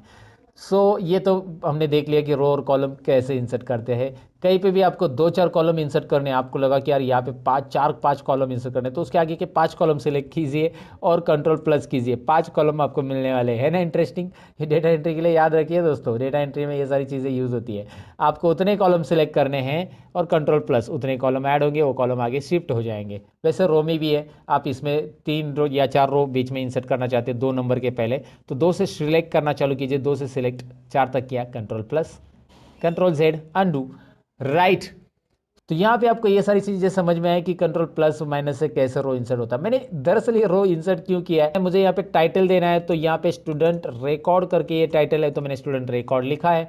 अब मैं इसे सिलेक्ट करूँगा यहाँ से यहाँ तक, जो कि आपको दिख रहा है। क्यों यहाँ से यहाँ तक सिलेक्ट करूँगा, ए से लेकर एम तक इसलिए सिलेक्ट करना है क्योंकि एम तक मेरा डेटा है, और इतना ही सिलेक्ट करना है, ऐसा पूरा रो नहीं सिलेक्ट करना है। बहुत सारे लोग गलती करते हैं, पूरे रो को सिलेक्ट कर लेते हैं। आपको पूरा रो नहीं करना है, मुझे ए से एम तक, सेल तक, मतलब ये सिलेक्ट करना है। इससे करूँगा क्या मैं आगे, क्योंकि ये टाइटल मुझे सेंटर में चाहिए, तो मैं यहाँ पे एक ऑप्शन रहता है जो कि होम टैब में होता है, मर्ज एंड सेंटर, इसे यूज़ करूँगा।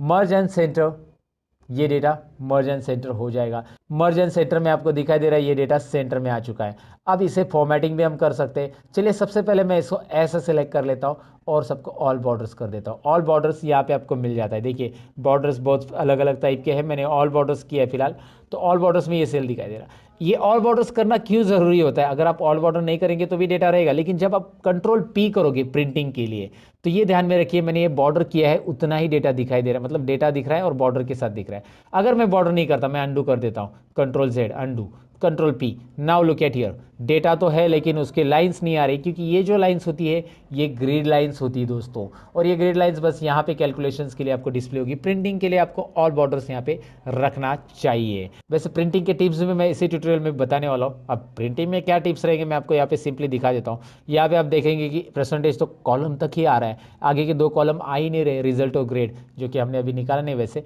लेकिन यहाँ पे आप देख सकते हैं कि रिजल्ट और ग्रेड ये कॉलम के बाहर जा रही है, एक छोटी सी डॉटेड लाइन दिख रही है। जब आप कंट्रोल पी करोगे तो ये डॉटेड लाइन यहाँ पे अपेयर हो जाती है, और प्रीव्यू आपको पता चलता है कि इसके इधर लेफ्ट साइड के जितने कॉलम है वही आने वाले, ये दोनों नहीं आने वाले। तो इसको कैसे फिट करेंगे आगे, आगे है दोस्तों, बने रहिएगा। फिलहाल तो आपको यहाँ पे पता चला कि टाइटल कैसे ऐड किया मैंने, और इसको चाहिए तो आप फिल कलर दे सकते हैं, you can fill the colour like this. और या फिर आपको नहीं लगता है कि यार ये फिल कलर के को क्यों दे दे, तो इसको सिलेक्ट कीजिए और यहाँ पे आपको स्टाइल्स ऑप्शन मिल रहा है, जहाँ से आप डिफरेंट स्टाइल्स अप्लाई कर सकते हैं सेल के ऊपर। डायरेक्टली यहाँ पे स्टाइल अप्लाई हो रहा है, आप डायरेक्ट जो चाहिए वो स्टाइल अप्लाई कीजिए।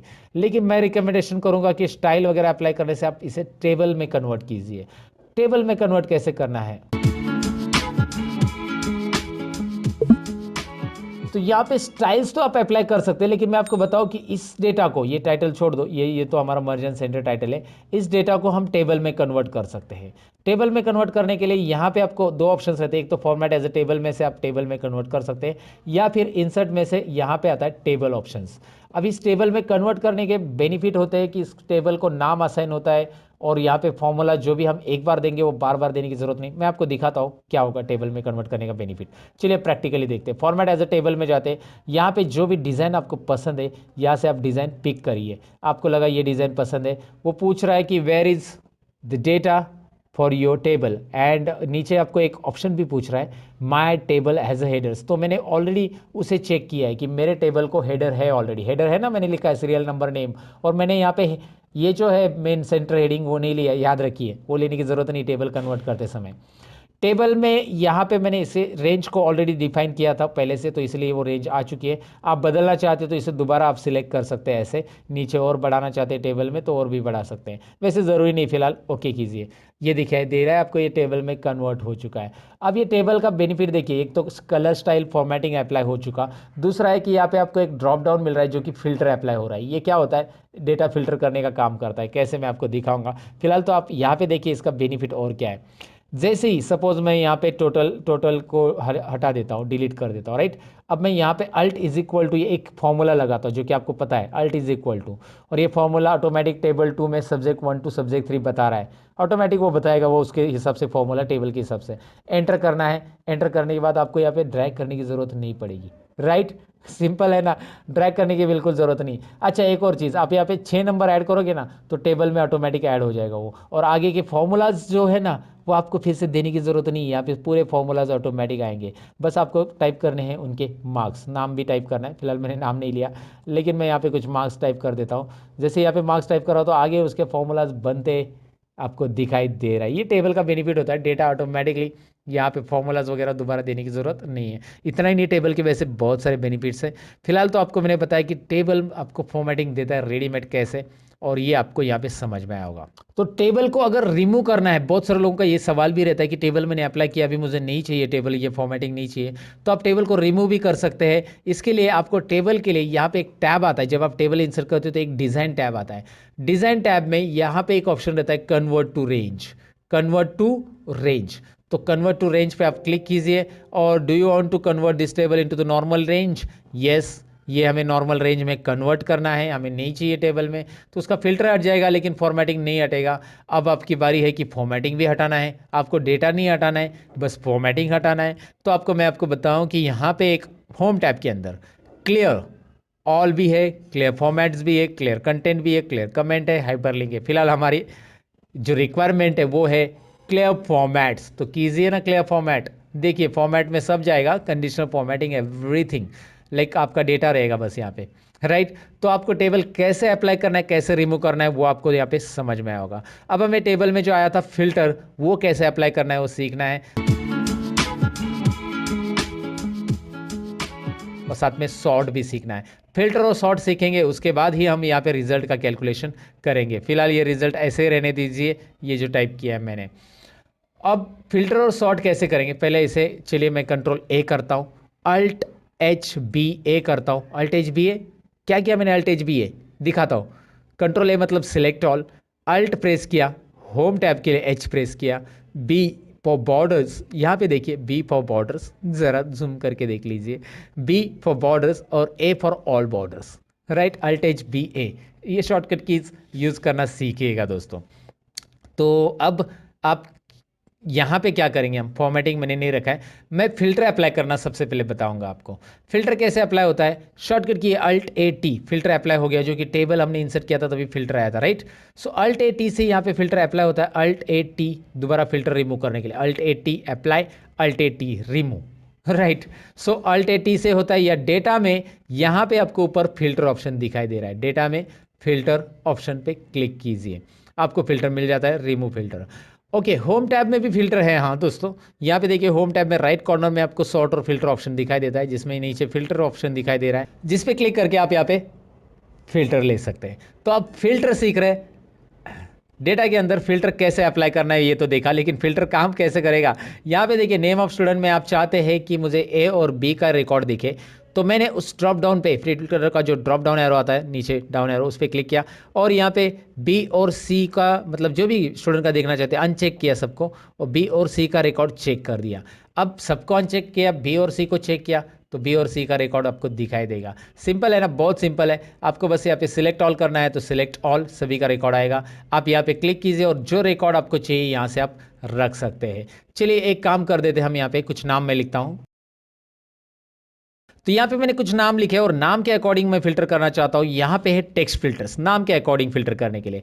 टेक्स्ट फिल्टर्स में क्या करना है आपको, देखिए इक्वल टू है, डज नॉट इक्वल टू है, बिगिंस विथ है, एंड्स विथ है, कंटेंट्स विथ है। तो इस फिल्टर को डिटेल में जान लेते हैं। चलिए सबसे पहले मैं इक्वल लेता हूँ। इक्वल लूंगा तो मैं यहाँ पे तो इक्वल टू में सबसे पहले मैं यहाँ पे नाम टाइप करूंगा अजय वर्मा। अजय वर्मा जो है वो यहाँ पे फिल्टर होके आएगा, मतलब अजय वर्मा ही रहेगा, बाकी सब गायब। यहाँ पे आपको ऑप्शन आएगा फिल्टर के अंदर clear filter from name of student, तो क्लियर कीजिए फिल्टर को। और आप अगर आगे चाहते हैं जैसे यहाँ पे डज नॉट इक्वल टू, तो वो नाम लिखा तो उसको छोड़ के बाकी के सब आ जाएंगे, राइट। बिगिंस विथ लेते, चलिए begins with A. Begins with A मतलब ए नाम के आ रहे हैं सभी, ए नाम से जिनका शुरुआत हो रहा है वो सभी आ रहे हैं। So clear filter. अगर आप मैं यहाँ पे देखना चाहता हूँ बिगिंस विथ आर तो आर आ जाएगा जो भी है। एंड्स विथ चाहिए, एंड्स विथ ए, तो यहाँ पे ए नाम से एंड होने वाले देखिए कौन कौन है, 3 लोग हैं, राइट। सो आपको ये फिल्टर कैसे काम कर रहा है डेफिनेटली समझ में आ रहा होगा कि यहाँ पे begins with and with contents with. अब कंटेंट्स विथ में जैसे शर्मा नाम के 2 लोग हैं, तो जितने भी शर्मा नाम के लोग हैं शर्मा सभी के सभी आ जाएंगे। चलिए हाजिर हो शर्मा, हाजिर हो गए। ओके, सो कैसे किया मैंने समझ में आएगा आपको, मतलब एक्सेल ने सब दिया है रेडीमेड, मैंने बस वहाँ पे टाइप किया और आ गया। Does not contains, Sharma sir name की नहीं दिखनी चाहिए तो शर्मा टाइप कीजिए, बाकी सब आ जाएंगे। शर्मा को गायब कर दीजिएगा, शर्मा जी गए, सभी शर्मा जी गए, बस अभी वर्मा जी है, काले जी है, बाकी सब जी है। सब्जी मीन्स सब्जी, सब लोग है जी। ओके, तो यहाँ पे आपको ये समझ में आया होगा कि भाई फिल्टर काम कर रहा है टेक्स्ट के ऊपर, वैसे नंबर के ऊपर करता है क्या, ज़रूर करेगा। नंबर्स के ऊपर आप यहाँ पे अनचेक चेक कर सकते हैं। साथ में नंबर फिल्टर में भी वही चीज़ें जो कंडीशनल फॉर्मेटिंग में हमने देखी थी कि मुझे लेस देन ये वाले नंबर चाहिए, वो वाले चाहिए, ग्रेटर देन वाले चाहिए, टॉप 10 चाहिए, तो मैं लेस देन यहाँ पे लेता हूँ। और यहाँ पे कैसे कि लेस देन मुझे 150 के नीचे वाले लोग चाहिए। चलिए 150 के नीचे वाले ये है, इनके मार्क्स सबसे कम है, तो ये मैंने आपको यहाँ पे दिखाया। 150 के नीचे वाले कैसे करना है, मैंने अंडू किया, फिल्टर हटाने के लिए अंडू भी कर सकते हैं यहाँ पे क्योंकि अभी अभी अप्लाई किया है। तो सो यहाँ पे less than, equal to, between, ये सारी चीज़ें आपको एक बार ज़रूर ट्राई करनी चाहिए। आप एक्सेल बिगिनर्स हो तो इसकी प्रैक्टिस आपको ज़रूर करनी चाहिए फिल्टर की। वैसे ही आप यहाँ पे रिजल्ट के लिए भी कर सकते हैं। यहाँ पे छोटी मोटी चीज़ें हैं जैसे पास और फेल, तो आपको पास वाले देखने हैं, फेल वाले नहीं, तो पास वाले दिखाओ, फेल वाले देखने, पास वाले नहीं, तो वो आप करो। जो आपको यहाँ पे मर्जी है वो फिल्टर के साथ कर सकते हैं। फिल्टर रिमूव करने के लिए अल्ट ए टी शॉर्टकट की है, हटा दो, अल्ट ए टी दोबारा प्रेस करो, फिल्टर अप्लाई हो जाएगा। सो इस तरह से हमने फिल्टर को जान लिया। अब फिल्टर के बाद बारी है सॉर्ट की। अब सॉर्ट होता क्या है दोस्तों, सॉर्ट यानी कि डेटा को असेंडिंग और डिसेंडिंग ऑर्डर में लाना। तो अब असेंडिंग और डिसेंडिंग ऑर्डर में क्या जरूरत पड़ सकती है, जैसे यहाँ पे दिखाई दे रहा है name of student, ABCD wise मुझे लगाना है, तो यहाँ पे डेटा के अंदर ही आपको सॉर्ट मिलता है या होम टैब में भी सॉर्ट मिलता है। A to Z या Z to A लगाना यानी कि सॉर्टिंग करना, असेंडिंग ऑर्डर में A to Z और Z to A मतलब डिसेंडिंग। तो चलिए मैं A to Z करता हूँ। अजय वर्मा के बाद A नाम के ही लोग आने चाहिए पहले, फिर B नाम के, फिर C नाम के, A to Z। तो जैसे मैं सॉर्ट के लिए क्लिक करूंगा, बस अजय कॉलम को सिलेक्ट किया है मैंने, ये डेटा ही, और सॉर्ट के लिए क्लिक करूंगा तो एक्सेल एक वार्निंग दे रहा है आपको। ये वार्निंग डायलॉग बॉक्स में ये बता रहा है कि आपने जो डेटा सिलेक्ट किया है उसके आगे भी डेटा है, अगर आप उसे सिलेक्ट नहीं करते हो तो वो डेटा सॉर्ट नहीं होगा। मतलब अजय वर्मा के मार्क्स 35, 50 और 100 है, अगर आपने उसे सिलेक्ट नहीं किया तो किसी और को मिल जाएंगे। अगर आपने कंटिन्यू विथ सिलेक्शन किया तो कंटिन्यू विथ करंट सिलेक्शन। जी हाँ, अजय शर्मा वर्मा के मार्क्स सपोज आकाश काले ऊपर आ गया तो आकाश काले को मार्क्स मिल जाएंगे। सिंपल है ना, या जो भी ऊपर आएगा विनोद वर्मा, ये आगे पीछे होने वाले हैं। तो कंटिन्यू विथ करंट सिलेक्शन आप तभी कीजिएगा जब आपको उसी कॉलम को सॉर्ट करना है, लेकिन अब तो नहीं करना है, पूरे डेटा को सॉर्ट होना चाहिए, उसके साथ डेटा भी बदलना चाहिए। तो आप देखिए मैंने एक्सपांड सिलेक्शन रखा है, राहुल बोर के मार्क्स है 208 टोटल है और विनोद के मार्क्स है 92 टोटल। ज़रा 2-3 ही मार्क्स याद रखिए। और तो यहाँ पे मैं एक्सपांड सिलेक्शन करूंगा। जैसे मैं एक्सपांड करूंगा तो राहुल भोर के मार्क्स 208 थे वही रहेंगे, आकाश काले के जो मार्क्स थे वही रहेंगे, सबके अपने अपने मार्क्स वही रहेंगे। यहाँ पे दिखाई दे रहा है आपको। आप यहाँ पे अंडू कीजिए, पहले जैसे थे वैसे ही मार्क्स आ रहे हैं सबको। और फिर मैंने किया क्या, अंडू कर रहा हूँ मैं, यहाँ पे दोबारा दिखाता हूँ। मैं Z to A करता हूँ, Z to A expand selection sort. क्या हो रहा है, Vinod ABCD Z to A, ए नाम के नीचे आ रहे, ऊपर उल्टा आ जाएगा, Z to A आ रहा है। सिंपल है, A to Z करना है, A to Z, लेकिन एक्सपांड सिलेक्शन कीजिए, उसके मार्क्स के साथ वो पूरा का पूरा सॉर्ट हो रहा है, राइट। अगर आप ऐसा नहीं करोगे, खाली कंटिन्यू विद करंट सिलेक्शन करेंगे तो रॉन्ग हो जाएगा। वो कभी कभी ज़रूरत पड़ सकती है आपको, जैसे कि अभी अभी आपको ज़रूरत कभी है, दिखाता हूँ मैं आपको। मैंने इसे अल्फ़ाबेट ऑर्डर में लगाना था, लगा दिया, लेकिन यहाँ पे देखिए नंबर अल्फ़ाबेट ऑर्डर में नंबर उसके अकॉर्डिंग आ रहे क्या नहीं आ रहे, तो नंबर को 1 2 3 वाइज लगाना है। लेकिन मुझे जब A to Z में करूँगा तो ये भी पूछेगा कि आगे का डेटा भी करना है क्या, नहीं करना है, अभी बस नंबर को ही करना है, क्योंकि नंबर मुझे ऑर्डर में लगाने हैं, बाकी मुझे अभी जो अल्फ़ाबेट ऑर्डर में है वही रखना है। इसलिए मैं कंटिन्यू करूँगा, सॉर्ट करूँगा, तो नंबर सॉर्ट हो चुके हैं, आगे कुछ फर्क नहीं पड़ रहा है। आगे जो हमारा असेंडिंग ऑर्डर का था वो असेंडिंग ऑर्डर में ही है दोस्तों। तो ये सिंपल चीज़ें, ये सिंपल बातें आपको समझ में आएगी सॉर्ट से रिलेटेड। सॉर्ट इतना ही नहीं, सॉर्ट में मैंने आपको अल्फ़ाबेट वाइज बताया, आप नंबर वाइज भी देख सकते हैं। मुझे टॉपर यहाँ पे निकालना है, जैसे राहुल भोर ये टॉपर है तो ये ऊपर आना चाहिए 208 नंबर का। मैं क्या करूँगा, टॉपर ऊपर लाने के लिए मैं यहाँ पे Z to A यानी कि largest to smallest number Z to A, तो Z to A ही लिया मैंने। और यहाँ पे मैं करूँगा एक्सपांड सिलेक्शन सॉर्ट। देखिए ये आप होम टैब से भी कर सकते हैं। होम टैब में यहाँ पे देखिए क्या आ रहा है, जैसे आप नंबर सेलेक्ट करें तो यहाँ पे largest to smallest, smallest to largest. अगर आप यहाँ पे टेक्स्ट सेलेक्ट करते हो ना तो यहाँ पे एक्सेल ऑटोमेटिक बताएगा कि भाई A to Z और Z to A, राइट, यहाँ से भी कर सकते हैं। अब हमारी बारी है आगे का टॉपिक जानने की, वो है कस्टम सॉर्ट। ये भी काफ़ी इंटरेस्टिंग है कस्टम सॉर्ट दोस्तों।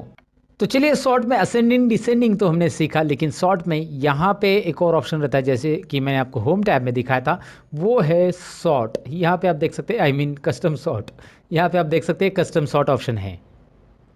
अब इसे कैसे करेंगे, इसके लिए मैंने यहाँ पे एक और शीट 2 में डेटा लिया है जो कि आपको दिखाई दे रहा है। अब मैं करूँगा क्या, यहाँ पे मैंने डिपार्टमेंट लिखा है, शॉर्ट में लिखा है डिपार्टमेंट, आप ऐसा पूरा भी लिख सकते हैं। चलिए मैंने लिख दिया। तो अब मुझे करना क्या है कि ये डिपार्टमेंट वाइज सॉर्ट करना है, यानी कि सेल्स और परचेस को अरेंज करना है ये डिसेंडिंग ऑर्डर में, यानी कि सेल्स ऊपर आना चाहिए और परचेस नीचे। डिसेंडिंग ऑर्डर में ऐसे होगा ना, क्योंकि P पहले आता है अल्फ़ाबेट और S बाद में आता है। और इसके डिसेंडिंग ऑर्डर में जो सेल्स के अंदर अलग अलग लोकेशंस है वो असेंडिंग में चाहिए, यानी कि यहाँ पे सेल्स का अहमदनगर जो है ये पहला आना चाहिए असेंडिंग ऑर्डर में, A अल्फ़ाबेट से ये स्टार्ट हो रहा है, या सेल्स का फिर उसके बाद मुंबई बाद में आना चाहिए और फिर सेल्स का नागपुर आना चाहिए। तो मतलब ये कॉलम चाहिए डिसेंडिंग ऑर्डर में, ये कॉलम चाहिए असेंडिंग ऑर्डर में, और ये सेल्स के अंदर असेंडिंग होगा। कैसे मैं आपको दिखाऊंगा, रिजल्ट आप देखेंगे तो समझ में आएगा। सबसे पहले तो मुझे इस डेटा को सिलेक्ट करना होगा। अगर आपने ये कॉलम सिलेक्ट करके ही डेटा में जाकर ये कस्टम सॉर्ट वाला लिया, यही है कस्टम सॉर्ट आपका ये ऑप्शन, तो इस पर क्लिक किया तो यहाँ पे वो पूछेगा कि आपने डेटा सिलेक्ट नहीं किया है, क्या करना है आपको, डेटा पूरा सिलेक्ट करना है, येस एक्सपांड सिलेक्शन, राइट। तो ऑटोमेटिकली वो डेटा पूरा सिलेक्ट कर रहा है। ऊपर से यहाँ पे देखिए इस डायलॉग बॉक्स में क्या है, my data has header already check है, दिखाई दे रहा है ना। ये तो चेक रहना ही चाहिए क्योंकि हमारे डेटा को हेडर ऑलरेडी है, जैसे serial number, name of employee, department and location, ये हमारे हेडर है। उसके बाद उसने यहाँ पे कुछ add level, delete level, copy level और ऑप्शंस आपको दिए हैं। फिलहाल तो आपको और एक लेवल ऐड करनी है, लेकिन पहले इस लेवल को हम लोग यहाँ पे डिपार्टमेंट वाइज क्या करेंगे, उसको Z to A करेंगे। देखिए इस डायलॉग बॉक्स में मैंने किया क्या है, मुझे डिपार्टमेंट वाइज डिसेंडिंग ऑर्डर में चाहिए, इसलिए क्योंकि सेल्स ऊपर रहना चाहिए सभी सेल्स के रिकॉर्ड, और उसके बाद उसके नीचे परचेस क्या आनी चाहिए, इसलिए department wise Z to A। लेकिन ऐड लेवल कीजिए, ऐड लेवल करने के बाद यहाँ पे आपको और एक लेवल ऐड करने के लिए मिलती है, जो कि देन बाय में आप ऐड कर सकते हैं। करना क्या है इस देन बाय में, आपको लोकेशन A to Z चाहिए। लोकेशन कैसा चाहिए, A to Z, मतलब पहले डिपार्टमेंट सॉर्ट होगा और उसके अंदर हर एक डिपार्टमेंट के लोकेशंस असेंडिंग ऑर्डर में आएंगे। कैसे, ज़रा रिजल्ट देखते हैं। ओके कीजिए। अब आपको दिख रहा है डिपार्टमेंट डिसेंडिंग ऑर्डर में सॉर्ट हो रहा है, सेल्स पहले आ चुका है और परचेस, लेकिन उस हर एक डिपार्टमेंट के ग्रुप में देखिए यहाँ पे उस डिपार्टमेंट के अंदर जितने भी लोकेशन आ रहे हैं वो असेंडिंग में है। जैसे अहमदनगर सबसे ऊपर आ रहा है, फिर मुंबई आ रहा है, फिर N है ना अल्फ़ाबेट वाइज में। यहाँ पे भी देखिए परचेस में अहमदनगर, फिर पुणे और शिरूर, A देन P और यस अल्फ़ाबेट। तो ये इस ग्रुप के अंदर, परचेस ग्रुप के अंदर ये असेंडिंग ऑर्डर में आ चुका है। तो देन बाय क्या काम कर रहा है ये आपको यहाँ पे समझ में होगा। करना क्या है देन बाय के लिए, बस सबको सिलेक्ट करो, सॉर्ट करो और यहाँ पे आपको मिल रहा है। नहीं चाहिए तो यहाँ से लेवल आप डिलीट कर सकते हैं या फिर इसी का और कॉपी लेवल वगैरह, इसी का कॉपी आ जाएगा दूसरा लेवल, और फिर यहाँ पे कुछ और चेंज करना है तो आप कर सकते हैं। उसके अलावा यहाँ पे आपको एक और चीज़ है, जैसे कि यहाँ पे ये डेटा है, serial number, name of location वगैरह, मैं इसे कॉपी कर लेता हूँ और नीचे रख देता हूँ थोड़ी देर के लिए, मतलब इस तरफ रखता हूँ। और मुझे इसे ऑर्डर में ये करना है, जैसे ये अल्फ़ाबेट ऑर्डर में लगाना है, तो इसमें अल्फ़ाबेट ऑर्डर में डिपार्टमेंट पहले कॉलम में, पहले इधर आ जाएगा पहले कॉलम के अंदर, और फिर सीरियल नंबर वगैरह लास्ट में चला जाएगा। कैसे मैं आपको दिखाता हूँ। ये हॉरिजॉन्टल डेटा सॉर्ट करने के लिए करना क्या है, सॉर्ट में दोबारा जाइए, ऑप्शंस में जाइए, ऑप्शंस में देखिए यहाँ पे ऑप्शन आ रहा है आपको सॉर्ट लेफ्ट टू राइट, और ऊपर केस सेंसिटिव भी है, मतलब अल्फ़ाबेट कैपिटल वाले पहले होंगे फिर स्मॉल वाले बाद में आएंगे, केस सेंसिटिव रखेंगे तो वो आपके ऊपर है, केस सेंसिटिव रखना है नहीं रखना है। सॉर्ट करते हैं लेफ्ट टू राइट और उसके बाद ओके करते हैं। यहाँ पे मैंने कॉलम रो ही नहीं सिलेक्ट किया, रो नंबर 9 में डेटा है या 10 में डेटा है हमारा, रो नंबर 10 में डेटा है, यहाँ पे रो सिलेक्ट करना पड़ेगा हमें A to Z। 10 में A to Z हो रहा है, डिपार्टमेंट, लोकेशन, नेम ऑफ सिर दिखाई दे रहा है आपको। तो आपको हॉरिजॉन्टल डेटा सॉर्ट करना है तो आपको कस्टम सॉर्ट के अंदर यहाँ पे ऑप्शन दिया गया है, राइट। और कैपिटल स्मॉल, पहले कैपिटल वाले चाहिए सब, तो कैपिटल स्मॉल का भी यहाँ पे केस सिलेक्ट कर सकते हैं, केस सेंसिटिव भी सॉर्ट यहाँ पे होता है दोस्तों।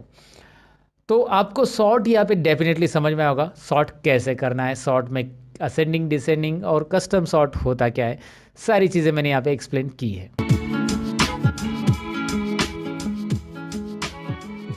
अब हम आते हैं शीट 1 में, जहाँ पे हमारा कुछ चीज़ें बाकी है, जैसे कि यहाँ पे रिजल्ट और ग्रेड कैलकुलेट करना है। तो अब ईप फॉर्मूला हम सीखने वाले हैं। ईप किस तरह से रिजल्ट के लिए काम करता है और ईप फॉर्मूला कैसे काम करता है ओवरऑल एक्सेल में, आज इस टॉपिक में आपको क्लियर हो जाएगा। चलिए ईप सेक्शन में करते क्या है। सबसे पहले तो यहाँ पे हम ट्रैक करेंगे कि हमारे पास सब्जेक्ट कितने हैं, सब्जेक्ट 1, सब्जेक्ट 2, सब्जेक्ट 3। तीनों सब्जेक्ट में अगर किसी भी एक सब्जेक्ट में, तीनों में से किसी भी एक सब्जेक्ट में अगर वो 35 से कम है तो वो स्टूडेंट फेल हो जाएगा। ये हमारा क्राइटेरिया। क्राइटेरिया क्या है, ध्यान से देखिए। हमारी कंडीशन ऐसी है कि सब्जेक्ट 1 में या सब्जेक्ट 2 में या सब्जेक्ट 3 में कहीं पे भी वो फेल है तो स्टूडेंट फेल है। अगर तीनों सब्जेक्ट में उनको 35 से ज़्यादा है, जैसे यहाँ पे आपको सब्जेक्ट 1 में दिख रहा है 35 से ज़्यादा है, सब्जेक्ट 2 में भी है और 3 में भी है, तो तीनों में भी 35 और 35 से ज़्यादा है तो वो पास है। ये हमारा रिजल्ट के लिए कंडीशन है। अच्छा एक काम कीजिए, मैं छोटा सा ईप पहले समझा देता हूँ। ईप में कौन कौन सी चीज़ें आने वाली वो देखिए। ईप फॉर्मूला तो हमें सीखना है। ईप के अंदर हम एंड कैसे यूज़ करना है, ईप का एंड के साथ कैसे यूज़ होगा, और ईप का और के साथ कैसे यूज़ होगा, और ईप यानी नेक्स्ट ईप कैसे यूज़ होगा, ये भी हम सीखने वाले। ईप के अंदर ईप, मल्टीपल ईप हम बोल सकते हैं उसको। तो ये चारों भी फॉर्मूलेज हम सीखने वाले। सबसे पहले ईप कैसे काम करता है वो देखते हैं। यहाँ पे स्कॉलरशिप की एग्जाम आप दे रहे हो और जहाँ पे आपको मार्क्स चाहिए पासिंग के लिए 35 100 में से, राइट। तो एक ही सब्जेक्ट है स्कॉलरशिप का, तो यहाँ पे सब्जेक्ट का मैं नाम ले लेता हूँ स्कॉलरशिप, कुछ भी है नाम यहाँ पे ले लो आप, और उसमें आप एग्ज़ाम दे रहे हो 100 मार्क्स का, 35 पासिंग है और आपको मिले 46। कितने मार्क्स मिले आपको? 46। तो ये आपको मार्क्स मिले हुए स्कॉलरशिप के लिए, राइट। अब आपको करना क्या है, मेरा फॉर्मूला क्या रहेगा, मैं यहाँ पे ज़रा कॉलम की साइज़ बढ़ा देता हूँ। मेरा फॉर्मूला इसके लिए रहेगा 46 के लिए। तो ये पास है कि नहीं है, ये स्टूडेंट जो भी 46 मिला है यहाँ पे लिख के आना चाहिए आगे के सेल में। तो मैं डायरेक्टली पास टाइप कर सकता हूँ, लेकिन ईप फॉर्मूला में कैसे होगा देखिए। ईप लेने के बाद ईप एक आपको यहाँ पे डिस्क्रिप्शन में दिखाई दे रहा है, यहाँ पे मैं आपको पढ़ के भी दिखाता हूँ। Checks whether a condition is met and returns one value if true and another value if false. तो ईप यहाँ पे मैंने सिलेक्ट किया है। अगर आपकी कंडीशन मिलती है तो पहला आंसर जो होगा कंडीशन के अकॉर्डिंग ट्रू रहेगा, और नहीं तो दूसरा आंसर फॉल्स। अगर कंडीशन नहीं मिल रही तो वो आंसर हम दूसरा देंगे। तो ईप आपको 2 आंसर अलाउ करता है। चलिए ईप और टैब बटन प्रेस कीजिए। यहाँ पे देखिए पहले पूछ रहा है वो कंडीशन यानी लॉजिक टेस्ट, आप टेस्ट दीजिए। फिर उसके बाद वो टेस्ट में मतलब जो भी लॉजिक टेस्ट आपने दिए वो ट्रू है तो पहला आंसर दिखाइए, नहीं तो दूसरा आंसर। तो करना क्या है देखिए, मेरा टेस्ट क्या है, यहाँ पे मैं सिलेक्ट कर रहा हूँ किसको, I2 को, I12 को, सॉरी I12 में है 46। If I12 cell is greater than equal to 35, मतलब 35 और उससे ज़्यादा है तो I12 सेल में 35 और उससे ज़्यादा है तो ये हमारी कंडीशन है। कंडीशन देते समय आप ये ऑपरेटर्स यूज़ कर सकते हैं, greater than equal to, less than equal to वगैरह। अगर ज़्यादा है तो क्या होगा, कोमा, पहला आंसर ये रहेगा पास। देखो डबल इन्वर्टेड कोमा में आपको लिखना है, ईप के अंदर जो भी टेक्स्ट आप लिखते हो वो डबल इन्वर्टेड कोमा में आ जाएगा। कोमा देके अगर आप कोमा देते हो ना तो नीचे देखो क्या हो रहा है, वैल्यू इफ फॉल्स बोल्ड हो रहा है। ध्यान से देखिए मैं क्या कर रहा हूँ, पहला मैंने लॉजिक टेस्ट दिया, कोमा किया, कोमा करने के बाद आप जैसे कोमा करोगे नीचे बोल्ड में दिख रहा है आपको वैल्यू इफ ट्रू, अभी वैल्यू इफ ट्रू वाला डालो आप। आपकी कंडीशन आपने डाल दी, अगर ये कंडीशन सेटिस्फाई है, 35 से ज़्यादा मार्क्स है तो क्या लिख के आना चाहिए, वैल्यू इफ ट्रू का मतलब होता है कोमा। अगर 35 से कम है तो क्या लिखना चाहिए आपको, वैल्यू इफ फॉल्स। अगर 35 से कम नहीं है, वो एक्सप्रेशन गलत है आपने जो दिया हुआ, 35 से कम है सॉरी, तो आपको मिलेगा वहाँ पे फेल स्टूडेंट, आपको यहाँ पे लिख के आना चाहिए फेल। तो आपको डबल इन्वर्टेड कोमा में ये लिखना है, डबल इन्वर्टेड कोमा नहीं बोलना है दोस्तों, डबल इन्वर्टेड कोमा, राइट। तो यहाँ पे मैंने दे दिया और यहाँ पे एंटर बटन प्रेस करना है। यहाँ पे भूलना नहीं है कि मैंने टाइप कैसे किया, ज़रा ध्यान से देखेंगे अभी क्या हो रहा है, ये पास हो रहा है। और यहाँ पे 34 करके देखिए फेल। ऑफकोर्स 35 के लिए पास होगा क्योंकि ग्रेटर देन इक्वल टू रखा है मैंने 35 को इंक्लूड करके। 35 है फिर भी पास है, 35 से ज़्यादा है फिर भी पास है, 35 से कम जाते हैं 31 32 कुछ भी डालो फेल आ जाएगा। तो इफ कंडीशन यहाँ पे आपको काम कैसे कर रहा है समझ में आया होगा, एक सेल के अंदर, एक ही सेल के लिए मैंने दिया। तो इफ इस तरह से देते हैं दोस्तों, इफ कंडीशन आपको दो आंसर अलाउ करता है। अगर आपकी कंडीशन सही है यहाँ पे दी हुई तो पहला आंसर रिटर्न करेगा, नहीं तो अगर कंडीशन नहीं मिल रही है, 35 से कम है यहाँ पे और 35 से ज़्यादा अगर है तो पास, ज़्यादा नहीं है तो फेल, राइट। कंडीशन नहीं मिल रही है तो फेल, वैल्यू फॉल्स। तो इस तरह से मैंने आपको बताया कि यहाँ पे कैसे हम ई फॉर्मूला अप्लाई कर सकते हैं, डेफिनेटली आपको समझा होगा ये। अब ई फॉर्मूला यहाँ पे तो एक सब्जेक्ट नहीं, मेरे पास तीन सब्जेक्ट है, तो ऐसे अगर एक से ज़्यादा सब्जेक्ट है तो आपको एंड या फिर और यूज़ करना है। मैंने यहाँ पे और नहीं लिखा है, ऑफ लिखा, आपने देखा भी नहीं, ओके मुझे बताना ना, कम से कम यहाँ पे और लिखना था मुझे। तो यहाँ पे आपको मैं बता रहा हूँ और, राइट। तो यहाँ पे एक से ज़्यादा अगर सब्जेक्ट है तो इफ एंड और इफ और इन दोनों में से एक यूज़ कर सकते हैं। पहले मैं आपको इफ एंड की मदद से कैसे निकालना है ये रिजल्ट मैं दिखाता हूँ। Is equal to if open bracket. अब एंड क्यों यूज़ करना है, क्योंकि इफ आपको अलाउ करता है एक ही लॉजिक टेस्ट देने के लिए और एक ही यहाँ पे क्राइटेरिया दे सकते हैं। लेकिन अगर आप एंड यूज़ करते हो फॉर्मूला में तो आप लॉजिक 1, लॉजिक 2, लॉजिक 3, 4 ऐसे बहुत सारी लॉजिक दे सकते हैं। तो सबसे पहले यहाँ पे करेंगे क्या, सब्जेक्ट 1 की सेल यानी कि यहाँ पे आएगी C3 दिखाई दे रहा है आपको, ये C3 सेल हमारी रहेगी और C3 यहाँ पे आ चुका है सब्जेक्ट 1 की, क्योंकि उसे रिस्पेक्टिव में जो लेफ्ट साइड में सेल है वही हमने लिए है। दिखाई दे रहा है आपको C3 यहाँ पे आ चुका है। If C3 is greater than equal to 35, greater than equal to क्यों, क्योंकि हमें कंडीशन देना है एंड की तरह। मैं आपको समझाता हूँ एंड यूज़ करने के बाद आपको ग्रेटर देन इक्वल टू ही क्यों लेना है, क्योंकि हम चेक करेंगे कि तीनों सब्जेक्ट में पास है तो ही पास देंगे, राइट। तो पहली कंडीशन दी हमने C3 is greater than equal to 35, comma again यहाँ पे सब्जेक्ट 2 कौन सा है, D3 है, D3 is greater than equal to 35। आप यहाँ पे लिख सकते हैं इस तरह से, या फिर कॉमा देने के बाद आप इस सेल को क्लिक भी कर सकते हैं। क्लिक कीजिए इस सेल के ऊपर, देखिए मैंने कॉमा दिया, इस सेल के ऊपर क्लिक किया, वो ऑटोमेटिकली आ चुका है। उसी के रिस्पेक्ट में जिस रो में आप यहाँ पे फॉर्मूला लिख रहे हो उसी के लेफ्ट साइड का जो सब्जेक्ट का सेल है उसे लेना है और इसमें भी ग्रेटर देन इक्वल टू 35 और ब्रैकेट क्लोज, ब्रैकेट एंड वाला क्लोज कर रहा हूँ मैं। देखिए यहाँ पे कलर दिख रहा है आपको एंड ब्रैकेट का और वही क्लोज कर रहा हूँ मैं। ज़रा इस कंडीशन को समझिए, मैं एक्सप्लेन करने की कोशिश कर रहा हूँ, आपको डेफिनेटली समझ में आएगा। यहाँ पे तीनों सब्जेक्ट की कंडीशन मैंने ली है, तीनों सब्जेक्ट में हमें मिलने चाहिए 35 से ज़्यादा मार्क्स।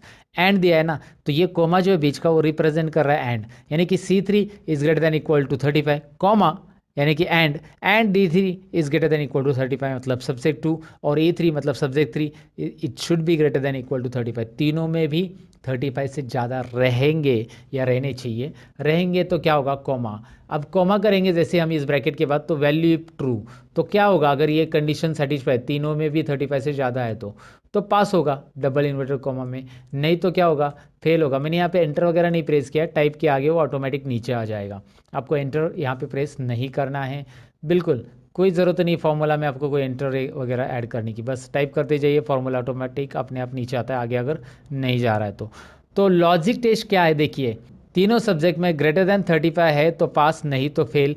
एंड का कंडीशन यही काम कर रहा है, एंटर कीजिए, यहाँ पे रिजल्ट आपको मिल रहा है। Are you getting, look at here, पास दोनों भी है क्योंकि तीनों सब्जेक्ट में 35 से ज़्यादा है, यहाँ पे तो आपको 100 ही है और यहाँ पे देखेंगे तो 35 से कम है किसी ना किसी सब्जेक्ट में, ये तो तीनों सब्जेक्ट में फेल है, लगभग एक सब्जेक्ट में पास है यहाँ पे 35। और यहाँ पे देखिए ये पास होता है कि नहीं होता है, अभी दिखाता हूँ मैं आपको, हो गया पास, राइट। तो तीनों में आपको 35 या 35 से ज़्यादा मार्क्स है तो ही पास होगा, नहीं तो फेल बताएगा। ये हमारा एंड का कहना था।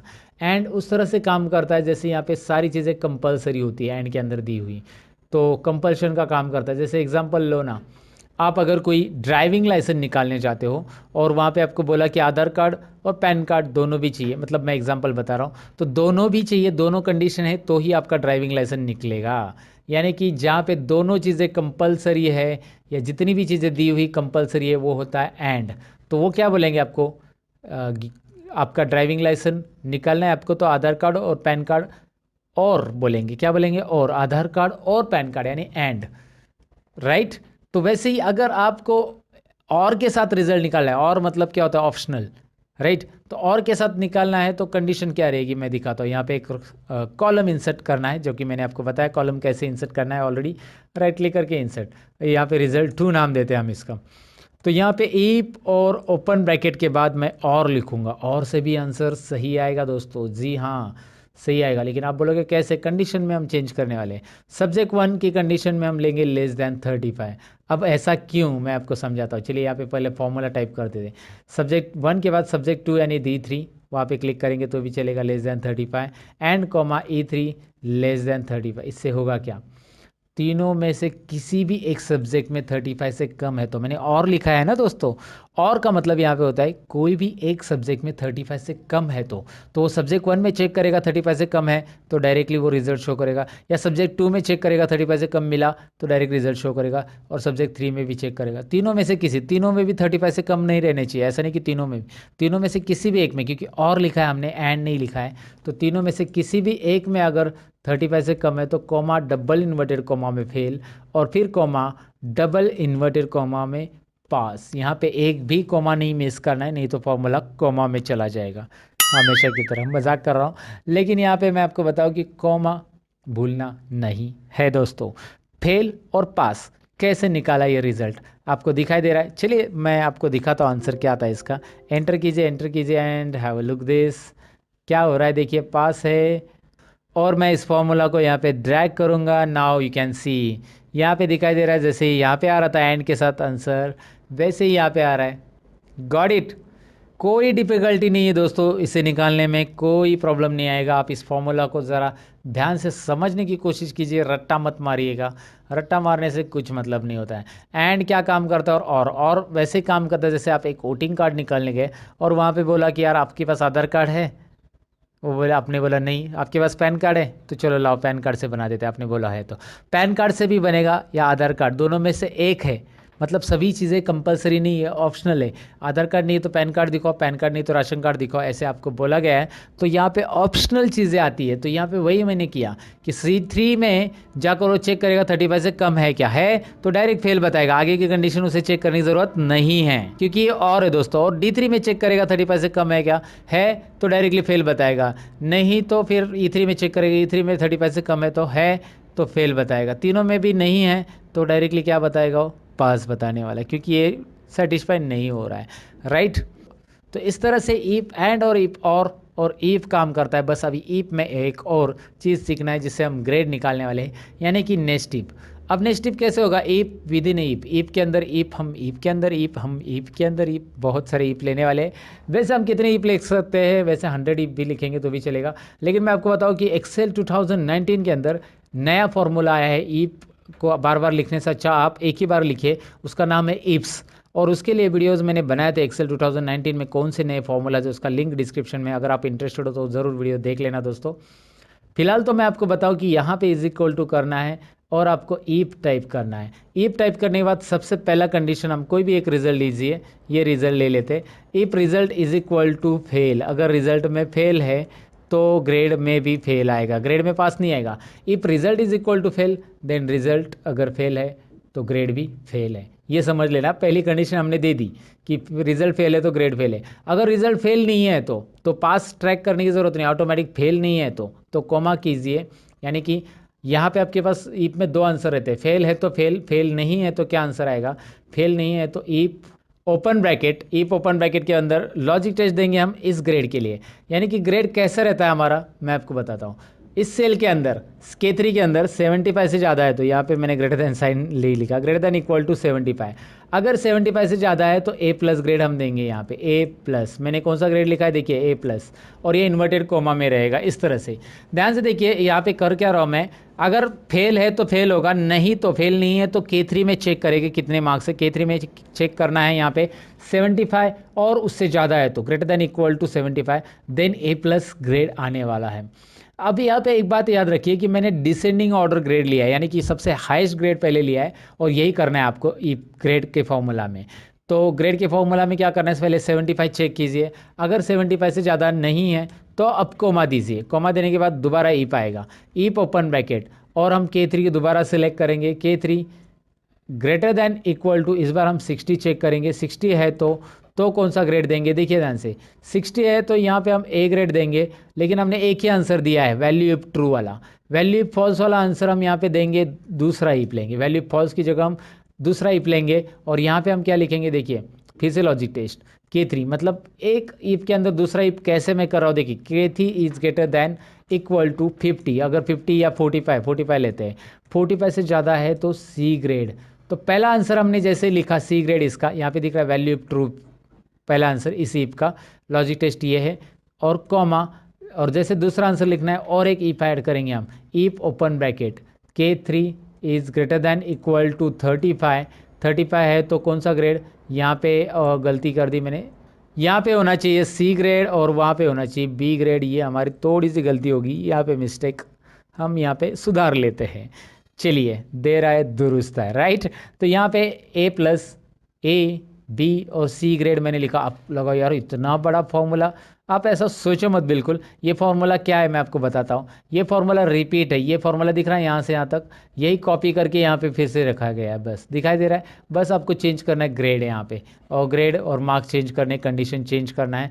बाकी यहाँ पे ब्रैकेट कितने क्लोज होंगे ये सब देखने की ज़रूरत नहीं है, चिंता करने की ज़रूरत नहीं है। एंटर कीजिए, एक्सेल ऑटोमेटिक ब्रैकेट क्लोज कर रहा है, यहाँ पे इस बॉक्स में दिख रहा है एक्सेल ऑटोमेटिकली ब्रैकेट यहाँ पे क्लोज कर रहा है। यस, तो यहाँ पे ब्रैकेट को यस करेंगे और आंसर आ रहा है। चलिए देखते हैं अकॉर्डिंग टू दैट परसेंटेज के हिसाब से, जो फेल है फेल के लिए फेल, और जो परसेंटेज यहाँ पे दिखाई दे रहा है उसके हिसाब से उसको मार्क्स आए हैं कि नहीं आए, आए हैं। इसे हम नेक्स्ट टिप बोलते हैं दोस्तों। इसकी ज़रा प्रैक्टिस आपको करनी ज़रूरी है, और जितनी रिपीट आप इसके प्रैक्टिस करोगे उतना ईप आप डीपली समझते जाओगे कि ईप के अंदर लॉजिक टेस्ट होता क्या है, पहला आंसर क्या होता है, दूसरा आंसर क्या होता है, नेक्स्ट टिप लिया कैसे गया है, यहाँ पे क्यों लिया गया है, ये सारी चीज़ें आपको समझ में आएगी। तो ज़रूर ईप का एक बार प्रैक्टिस कीजिए। हमारा ग्रेड तक हमारा हो गया है। अब नेक्स्ट पॉइंट की तरफ बढ़ते हैं।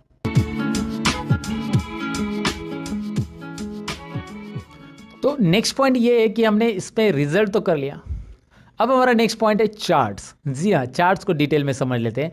हमने ये तो कर लिया कि भाई इसमें रिजल्ट कैसे निकालना है। अब ये यहाँ पे मैंने इसे सिलेक्ट कर लिया मार्क्स को नेम्स के साथ, और चार्ट्स इसके ऊपर बनाना है। मुझे देखना है कौन से स्टूडेंट को कौन से सब्जेक्ट में मार्क्स कितने हैं, तो मैं इसे सिलेक्ट करूँगा और इंसर्ट में जाकर यहाँ पे आपको चार्ट मिल जाते हैं। बहुत सारे चार्ट के अलग अलग ऑप्शन आपको यहाँ पे मिलेंगे, बहुत सारे चार्ट्स के अलग अलग ऑप्शन आपको यहाँ पे मिलेंगे, कॉलम चार्ट वगैरह वगैरह सब है। और सपोज आप यहाँ पे कोई भी चार्ट सेलेक्ट करके इंसर्ट करते हो तो यहाँ पे देखिए कैसे आने वाला है। डायरेक्ट प्रीव्यू आपको दिखाई देता है यहाँ पे।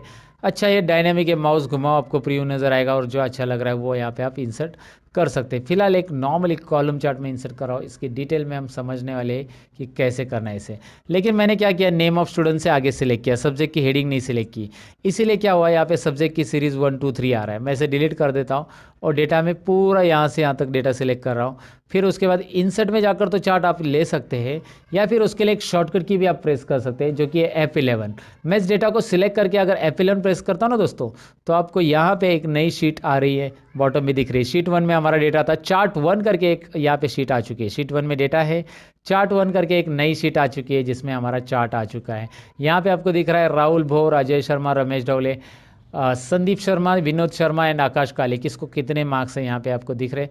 ईजिली आप इस मार्क्स के थ्रू, मतलब इस चार्ट के थ्रू गेस कर सकते हैं, या फिर देख सकते हैं किसको कितने मार्क्स हैं। ईजिली देख सकते हैं, गेस करने की ज़रूरत नहीं, वैसे देख सकते हैं। यहाँ पे मैं आपको बताऊँ कि ये जो चार्ट मैंने क्रिएट किया है इसके बहुत सारे अलग अलग ऑप्शन बनते हैं जो कि हमें यहाँ पे देखने हैं। डिज़ाइन टैब के अंदर चार्ट को पूरा कंप्लीटली सीखना है, और इसके ऊपर फॉर्मेटिंग करने के लिए बाजू में फॉर्मेट टैब भी आया है। अब इस चार्ट को मैंने जानबूझकर अलग से शीट पे लिया ताकि हम यहाँ पे कुछ फॉर्मेटिंग कर सके। सबसे पहले तो मैं आपको बताऊँ कि यहाँ पे ये जो नाम दिखाई दे रहे हैं नीचे वाले, इसकी स्टाइल आप बदल सकते हैं, इसकी साइज़ बदल सकते हैं, सब कुछ कर सकते हैं। उसके लिए होम टैब में जाकर यहाँ से आप इसकी साइज़ बढ़ा सकते हैं। देखिए मैं बढ़ा रहा हूँ, राइट। आप जितना चाहिए उतनी साइज़ उसकी मर्जी बढ़ा सकते हैं। यहाँ पे उसको बैकग्राउंड कलर देना है दे सकते हैं, इस तरह से उसको हाईलाइट कर सकते हैं, बोल्ड करना है कर सकते हैं। और आप यहाँ पे चार्ट टाइटल दिया है, इसकी भी साइज़ बढ़ा सकते हैं। उसमें चार्ट टाइटल में कुछ नया नाम डालना है तो आप बस उस पर क्लिक रखिए, फॉर्मूला बार में क्लिक करके यहाँ पे लिखिए स्टूडेंट प्रोग्रेस या कुछ भी आप लिख सकते हैं यहाँ पे। तो इस तरह से चार्ट यहाँ पे चार्ट के लिए टाइटल भी ऐड होता है। अच्छा, डिज़ाइन टैब में मैं आपको बताऊँ कि यहाँ पे रेडीमेड डिज़ाइन से यहाँ पे अगर आप अप्लाई करते हो तो रेडीमेड डिज़ाइंस आ जाती है। जो मैंने फॉर्मेटिंग की थी वो गायब हो जाएगी और रेडीमेड स्टाइल रेडीमेड डिज़ाइन आपको यहाँ पे देखने मिल जाएगी। हाँ, दोबारा आप रेडीमेड डिज़ाइन के बाद भी फॉर्मेटिंग करना चाहते हो तो ये अलाउ करता है, कोई बात नहीं है। आप यहाँ पे बस आके चार्ट के साइज़ वगैरह टेक्स्ट बढ़ा सकते हैं, जितनी चाहिए उतनी टेक्स्ट साइज़ वहाँ पे रखो, बोल्ड करना है बोल्ड कीजिए, हो रहा है। यहाँ पे जो आता है नीचे इसे लीजेंड बोलते हैं, सब्जेक्ट 1 2 3।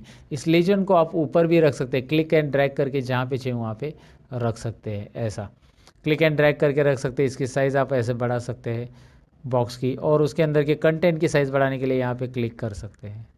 यहाँ पे आपको दिख रहा है कंटेंट की साइज़, और इसे भी हम बोल्ड करेंगे।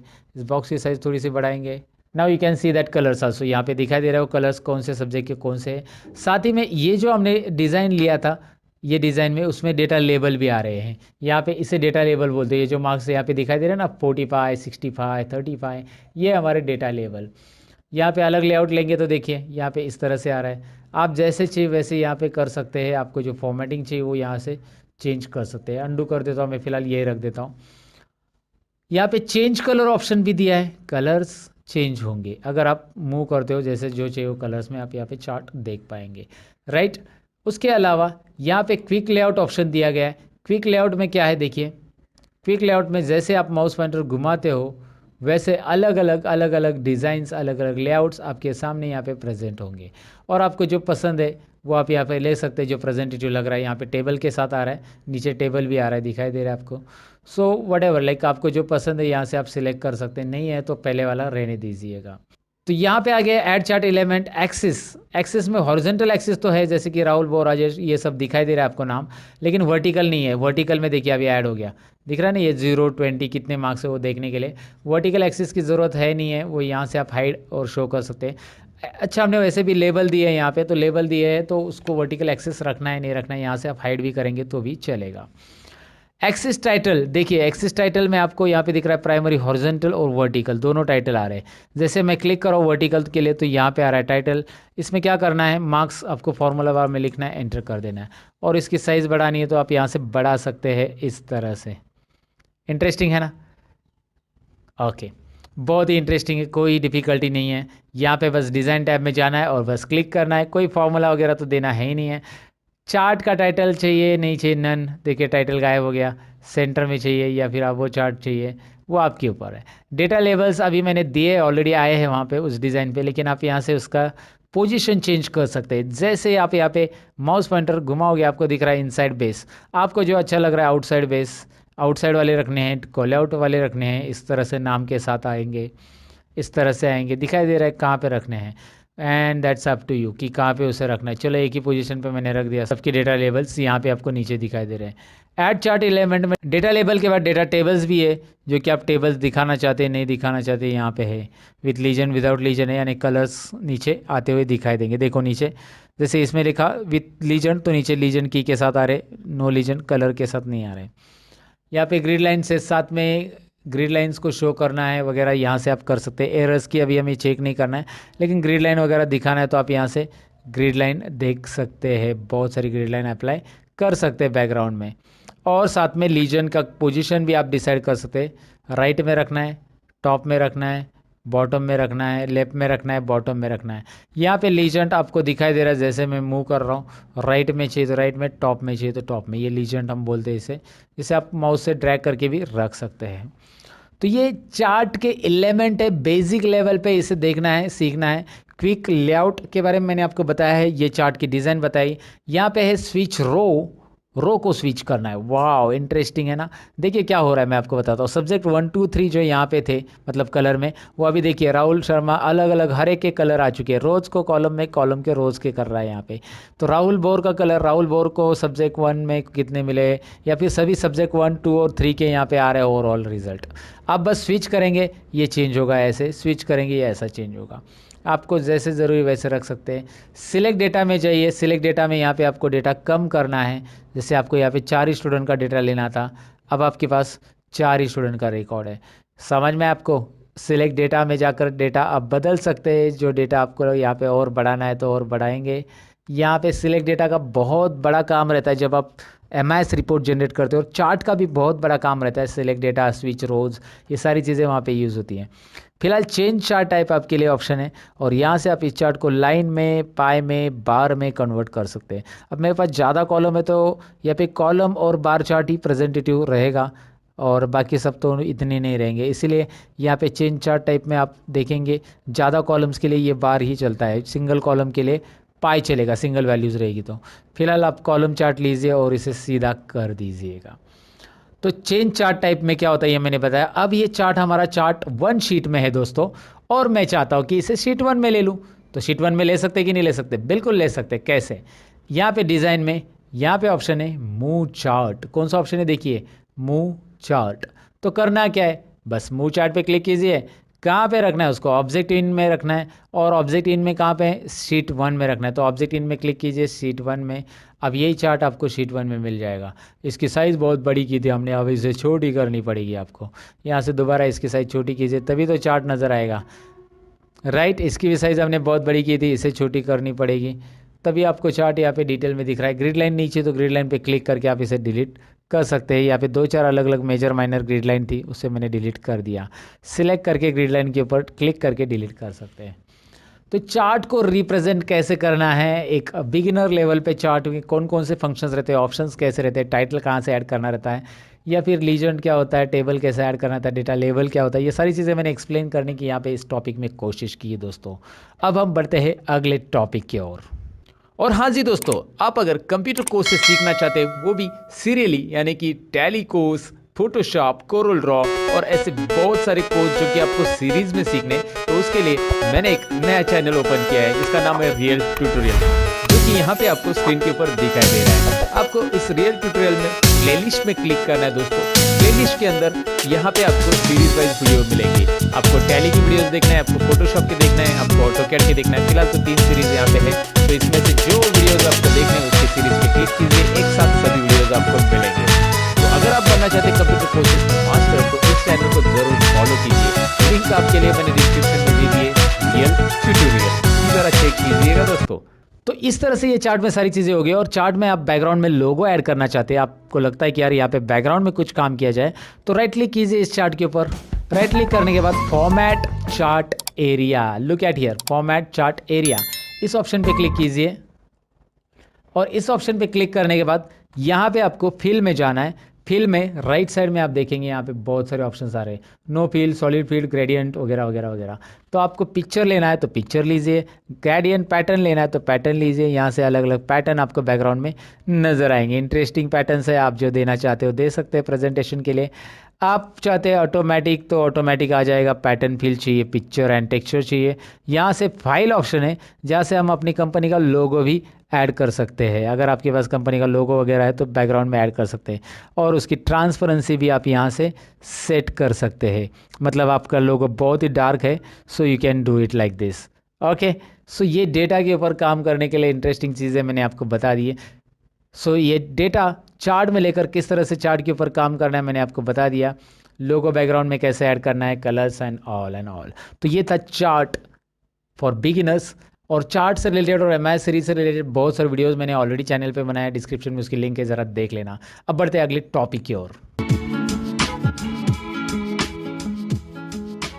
तो चार्ट्स तो हमने सीख लिया, लेकिन यहाँ पे अभी कुछ होम टैब की जो बेसिक ऑप्शन है जो डेली आपको डेटा एंट्री के लिए वगैरह यूज़ हो सकते हैं, ऐसे ऑप्शंस मुझे यहाँ पे बहुत बताना ज़रूरी है। वैसे कॉपी पेस्ट वगैरह तो आपको आता ही होगा, कॉपी पेस्ट, कट पेस्ट, ये ऑप्शंस तो यहाँ पे है ही है।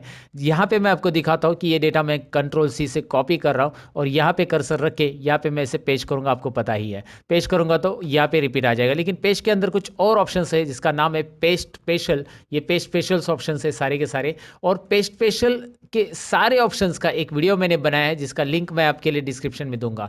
ये पेस्ट स्पेशल कंप्लीटली कैसे यूज़ किया जाता है इसका ऑलरेडी मैंने वीडियो बनाया है, जिसका लिंक आपको डिस्क्रिप्शन में मिलेगा। यहाँ पे भी मैं स्क्रीन के ऊपर दिखा रहा हूँ कि लर्न मोर चैनल पे ऑलरेडी ये वीडियो अपलोड हो चुका है, तो वो आपको ज़रूर देखना होगा, क्योंकि यहाँ पे मैं अभी ये सारे कंटेंट ऐड नहीं कर रहा हूँ, लेकिन ऑलरेडी वीडियो मैंने बनाया है, इसका एक इंफॉर्मेशन मैं आपको दे रहा हूँ यहाँ पे।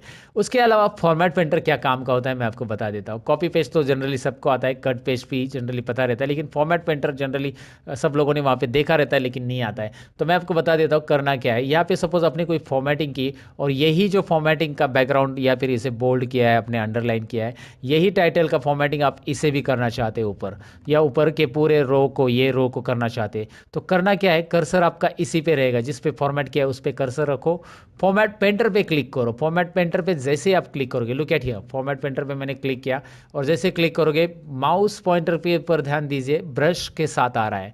आप जिसके ऊपर भी ये घुमाओगे आप ऐसे, वो उसके ऊपर ये फॉर्मेटिंग अप्लाई होने वाला है। देखिए मैंने घुमा दिया, इसके ऊपर ये फॉर्मेटिंग यहाँ पे अप्लाई हो चुका है। समझ में आपको फॉर्मेट पेंटर होता क्या है। वैसे फॉर्मेट पेंटर को आप सिंगल क्लिक और डबल क्लिक से भी यूज़ कर सकते हैं। अभी मैंने सिंगल क्लिक से यूज़ किया और ड्रैग किया।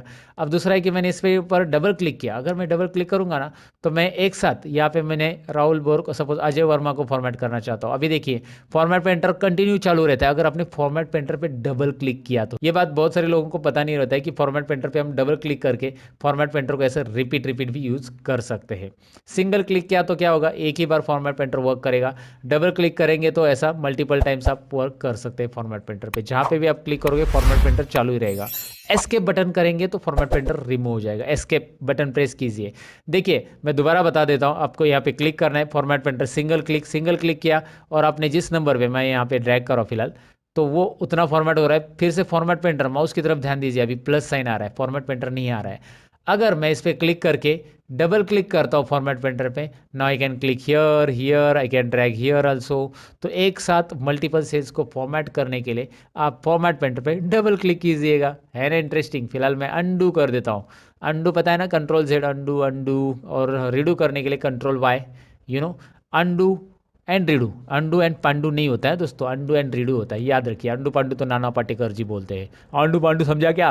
ओके मैं जस्ट जोक कर रहा हूँ। फिलहाल तो आपको मैं बताऊँ कि ये फॉर्मेट पेंटर तो आपको समझ में आया होगा। बोल्ड, इटैलिक, अंडरलाइन मुझे बताने की ज़रूरत नहीं। ऑल बॉर्डर्स के बारे में मैंने बताया आपको कैसे करते हैं। यहाँ पे कलर्स वगैरह कैसे फिल करना है वो भी हमने देख लिया।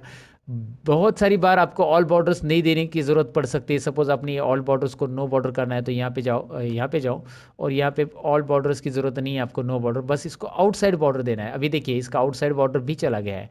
तो इसके आउटसाइड बॉर्डर कैसे देते हैं हम, यहाँ पे देखिए आउटसाइड बॉर्डर्स भी ऑप्शंस है, थिक बॉक्स बॉर्डर भी है, थिक आउटसाइड बॉर्डर्स भी है। जो देना है यहाँ से आप दे सकते हैं दोस्तों। है ना इंटरेस्टिंग। सो यहाँ पे बॉर्डर आपको देना कैसे है वो एक बार ट्राई कीजिए। इस बॉर्डर में बहुत सारे कलर फिल चाहिए तो यहाँ से आप उसको शेडिंग कलर दे सकते हैं डिफरेंट। फॉन्ट कलर है, यहाँ पे टेक्स्ट की साइज़ वगैरह बढ़ाना, यहाँ पे इसे सेंटर करना है। जैसे मैं इसकी हाइट बढ़ा रहा हूँ, ज़रा ध्यान से देखिए, रो की हाइट ऐसे आप बढ़ा सकते हैं।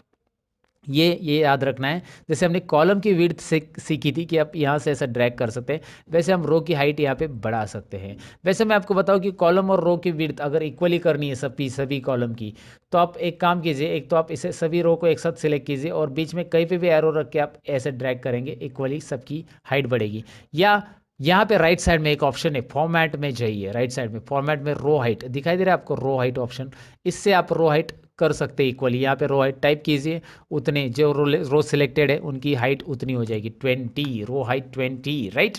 तो इस तरह से रो हाइट आप बढ़ा सकते हैं। लेकिन इसमें अभी मैंने हाइट बढ़ा दी है, तो ये ज़रा टेक्स्ट को नोटिस कीजिए, और थोड़ी सी हाइट बढ़ा देता हूँ, और थोड़ी सी हाइट बढ़ा देता हूँ, और इस टेक्स्ट को नोटिस कीजिए बॉटम में आ रहा है। तो आप इसे यहाँ पे दिखाई दे रहा है ना, मिडल अलाइन से क्या हो रहा है, टॉप अलाइन से क्या हो रहा है, मिडल अलाइन से क्या हो रहा है।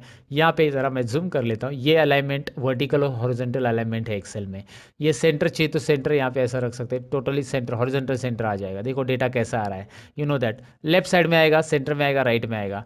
अगर आप लेफ्ट अलाइनमेंट ही रख के टेक्स्ट को थोड़ा सा आगे लेना चाहते हैं तो आप जैसे इस कॉलम के अंदर टेक्स्ट लिखा गया है, मैं इस कॉलम को सिलेक्ट करूँगा एंड व्हाट आई डू, इसको मैं थोड़ा सा यहाँ पे देखिए इंडेंट ऑप्शंस यूज़ करूँगा। इंडेंट से क्या होता है मैं आपको बताता हूँ। देखिए इंडेंट से इस तरह से टेक्स्ट आप आगे ले सकते हैं, पीछे करना है पीछे, इंडेंट इंडेंट और बढ़ाओ कम करो, तो लेफ्ट इंडेंट से इस तरह से टेक्स्ट को आगे लेके रख सकते हैं आप। इसके अलावा जैसे आपने बहुत सारे कैलेंडर वगैरह में देखा होगा, संडे वगैरह ऐसा क्रॉस में लिखा रहता है, तो यहाँ पे ऑप्शन है देखिए, इसे आप टेक्स्ट को रोटेट कर सकते हैं। Vertical text, angle clockwise, angle counter clockwise, ज़रा करके तो देखिए यहाँ पे देखिए कैसा टेक्स्ट आएगा।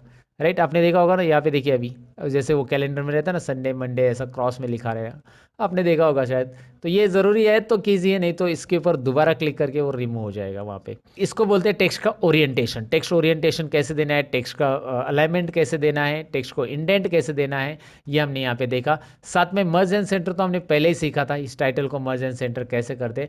लेकिन इसके अलावा हमें यहाँ पे सीखना है, हमें यहाँ पे जानना है रैप टेक्स्ट के बारे में। होता क्या wrap text, I let you know कैसे, दिखाता हूँ मैं आपको। सबसे पहले सपोज यहाँ पे एक एग्जांपल लो कि नेम ऑफ स्टूडेंट का जो रो हाइट है ना, वो मैंने थोड़ा सा यहाँ पे ऐसा कम करके रख दिया अभी। Okay, so name of student में मैंने यहाँ पे एक चीज़ बढ़ा दी, जैसे मैंने नेम ऑफ टैली स्टूडेंट और एक्सेल स्टूडेंट ऐसा बढ़ा दिया। अब ये आगे जा रहा है, लेकिन मैं इसकी कॉलम की विड्थ नहीं बढ़ाना चाहता हूँ, जो कि हम यहाँ से डबल क्लिक करके बढ़ा सकते हैं, आपको पता है। मैं चाहता हूँ इसे रैप टेक्स्ट करना। रैप टेक्स्ट से क्या होता है देखिए, वाह इंटरेस्टिंग है ना, wrap text wrap text wrap text wrap text. मैं क्लिक करूँगा रैप टेक्स्ट पे तो ऐसे आ जाता है। रैप टेक्स्ट निकाल देंगे तो ऐसा आता है। अगर आप चाहते कि यार लिखते समय ये नीचे आ जाए तो लिखते समय भी आएगा। जैसे आप यहाँ पे लिख रहे हो, डबल क्लिक करो, फिलहाल में इसके ऊपर मैंने डबल क्लिक किया, अल्ट और एंटर बटन प्रेस करूंगा मैं, अल्ट और एंटर दोस्तों, अल्ट और एंटर करेंगे तो ऐसा नीचे आ सकता है। अल्ट और एंटर लिखते समय ही आ सकता है। अल्ट और एंटर ये रैप टेक्स्ट की तरह ही काम करता है, और रैप टेक्स्ट यहाँ पे आप कर सकते हैं डायरेक्टली वैसे भी। सो रैप टेक्स्ट ये डेटा एंट्री के लिए याद रखो, कॉलम की साइज जब आपके एडजस्ट नहीं हो रही है तो आप इस तरह से कर सकते हैं। राइट, सो रैप टेक्स्ट के बारे में मैंने आपको बताया, मर्ज and centre you know that already. अब अच्छा एक बात और, यहाँ पे अगर मैं डेटा के अंदर, वैसे डेटा के अंदर बहुत सारी चीज़ें, लेकिन मैं यहाँ पे नीचे लिखते जाऊँगा डेटा, तो ऊपर हेडिंग तो चला गया मेरा, तो मुझे ये नहीं पता चलेगा कि यार ये सब्जेक्ट 1 है 2 है या 3 है। बार बार मुझे ऊपर जाके देखना पड़ेगा ना सब्जेक्ट, अगर मैं नीचे लिखते जा रहा हूँ तो ऐसे समय में मैं चाहता हूँ कि ये ऊपर के 2 रो जो है, ये एक और ये 2 रो, ये ऊपर फिक्स रहे और परमानेंट रहे, फ्रीज रहे, उसको फ्रीज बोला जाता है एक्सेल में। तो उसके लिए हमें करना क्या है, तो यहाँ पे कर्सर रखना है 3 नंबर रो पे। कर्सर कहाँ पे रखा है मैंने, देखिए मुझे जो रो लॉक करना है उसके नीचे के रो पे कर्सर रखना है, मुझे ऊपर के रो फिक्स करने हैं। उसके लिए एक व्यू में ऑप्शन दिया है, ज़रा इसे ध्यान से देखिए। व्यू के अंदर यहाँ पे एक फ्रीज पेन्स ऑप्शन है, फ्रीज पेन्स। फ्रीज करेंगे हम, किसको फ्रीज करेंगे, उसने पूछा है कि टॉप रो एक ही करना है या फर्स्ट कॉलम करना है, लेकिन मुझे फ्रीज पेन्स ही करना है क्लिक डायरेक्टली, क्योंकि मैंने ऑलरेडी लोकेशन दे दिया कि 3 नंबर रो पे मैंने कर्सर रखा है। तो फ्रीज पेन्स मैंने ऑन किया तो यूल नोटिस यहाँ पे एक लाइन आएगी, वो अभी मैंने बॉर्डर दिया इसलिए यहाँ पे समझ में नहीं आ रहा है, लेकिन आपको एक लाइन नज़र आएगी एक्स्ट्रा, या फिर आप डाउन एरो प्रेस करते जाओ, you will find out the changes क्या हो रहे दिखाई दे रहा है आपको। मैं नीचे स्क्रॉल करते जा रहा हूँ और अलग अलग रो में मैं स्क्रॉल कर रहा हूँ तो भी टाइटल हेडिंग वही की वही रह रही है, क्योंकि मैंने उसे फ्रीज किया। और नहीं चाहिए तो आप इसे अनफ्रीज भी कर सकते हैं। वैसे आप कॉलम के लिए भी कर सकते हैं, राइट साइड में अगर आप जा रहे हो ऐसे तो आप उतने कॉलम, अभी मुझे 1 नंबर कॉलम यहाँ पे दिखना चाहिए, मैं 1 नंबर का डेटा टाइप कर रही हूँ और 2 नंबर का, तो मैं इधर बी कॉलम में कर्सर रख दूंगा और यहाँ पे फ्रीज पेन्स में जाकर फ्रीज पेन्स ऑन करूँगा। अब इससे होगा क्या, मैं ऐसे राइट में जाऊँगा तो भी 1 नंबर कॉलम दिख रहा है ना आपको, वो सीरियल नंबर का वो वहाँ पे ही रहेगा। राइट, और बॉटम में आऊँगा तो भी ये आपको दिखाई देगा, क्योंकि मैंने फ्रीज पेन्स B2 या B3 सेल से समथिंग किया है, तो वो पूरा का पूरा यहाँ पे फ्रीज हो चुका है। और मुझे निकालने के लिए अनफ्रीज यहाँ पे करना होगा, अनफ्रीज ऑप्शन फ्रीज की जगह ही आ जाता है। सो ये एक डेटा एंट्री के लिए या डेटा टाइप करते समय याद रखना है, जब आपको डेटा टाइप करना है तो फ्रीज पेन्स और अनफ्रीज पेन ज़रूरी है। अगर आप एक्सेल में बेसिक चीज़ें नहीं जानते ऐसा कुछ, तो फिर मुश्किल हो जाएगा आपके लिए। अब यहाँ पे कुछ चीज़ें और है जो कि हैं नंबर फॉर्मेट में, होम टैब के अंदर से यहाँ पे आपको दिखाई दे रहा है नंबर फॉर्मेट में। जब कभी भी आप डेट लिखते हो एक्सेल के अंदर, ये सारे लोगों से गलती हो जाती है, सारे लोगों से ये प्रॉब्लम होता है। और यहाँ पे डेट लिखने के बाद में, अभी मैं इसके कॉलम की साइज़ बढ़ा देता हूँ नहीं तो वो दिखाई नहीं देगा, बाद में मैं यहाँ पे कोई नंबर टाइप करता हूँ 35, तो वो ऐसा आ रहा है, अरे नंबर ही नहीं ले रहा है, तो यहाँ पे वो डेट फॉर्मेट में कन्वर्ट हो चुका है। तो आपके लिए तरीका ये है कि आप यहाँ पे क्लिक करो और उसे नंबर फॉर्मेट में कन्वर्ट करो। नंबर फॉर्मेट में क्या करना है आपको, कन्वर्ट, तो ये नंबर में दिखाई देगा ना। और आप चाहते हो उसे जनरल फॉर्मेट में रखो जिसमें डेसिमल प्लेसेस ना आए, तो जनरल फॉर्मेट में रखो। जनरली हम जनरल फॉर्मेट में रखते हैं जब कोई नंबर ऑटोमेटिक टाइप करते तो। और डेसिमल के साथ नंबर, करेंसी, यहाँ पे बहुत सारे डेट फॉर्मेट वगैरह आपको दिखाई दे रहे हैं। अच्छा, अगर आपने डेट लिखी और वहाँ पे नंबर आ रहा है तो वहाँ पे आपको करना क्या है, यहाँ पे जैसे मैं आपको दिखाता हूँ, यहाँ पे मैंने लिखा 20/2 और 2019, ऐसा कुछ भी लिख दिया, राइट। अब मैं जब इसे यहाँ पे कन्वर्ट कर देता हूँ, ज़रा मैं देखा जनरल फॉर्मेट में, तो इस तरह से नंबर आ रहा है। अगर कभी ऐसा नंबर फॉर्मेट में कुछ आ गया तो आप उसे नंबर फॉर्मेट की जगह इसे डेट फॉर्मेट में कन्वर्ट कर सकते हैं ईजिली। तो उसके लिए करना क्या है, आपको बस यहाँ पे करना है शॉर्ट डेट या लॉन्ग डेट। शॉर्ट डेट या लॉन्ग डेट यहाँ पे आसानी से आप कर सकते हैं नंबर फॉर्मेट को डेट फॉर्मेट में कन्वर्ट करने के लिए। वैसे मैं आपको शॉर्टकट की बताऊँ तो कंट्रोल-शिफ्ट यहाँ पे हैश, ये आप डेट फॉर्मेट में कन्वर्ट कर सकते हैं। कंट्रोल-शिफ्ट 1 नंबर फॉर्मेट में हो जाता है, कंट्रोल-शिफ्ट 2 टाइम फॉर्मेट में हो जाएगा, कंट्रोल-शिफ्ट टिल्ड यहाँ पे जनरल फॉर्मेट में होगा। कंट्रोल-शिफ्ट टिल्ड 1 2 3, ये याद रखिए 1 2 3 कंट्रोल-शिफ्ट के साथ ये अलग अलग फॉर्मेट में आपको कन्वर्ट करने के लिए देता है, राइट। कंडीशनल फॉर्मेटिंग वैसे हमने सीख लिया है कैसे करना है, मैंने बताया है। और फॉर्मेट एज कैसे ही ये टेबल होता है ये भी मैंने आपको दिखाया। यहाँ से आपको अलग अलग स्टाइल्स मिल जाती है जो कि आप अप्लाई कर सकते हैं, ये भी मैंने बताया था। इंसर्ट में यहाँ पे इंसर्ट शीट रोज भी आता है, जैसे आप यहाँ पे रो इंसर्ट करना चाहते हो तो मैंने वैसे भी आपको बताया है। रो कंट्रोल प्लस से इंसर्ट होता है, कंट्रोल माइनस से डिलीट होता है। यहाँ से भी इंसर्ट और डिलीट ऑप्शन है आपके लिए।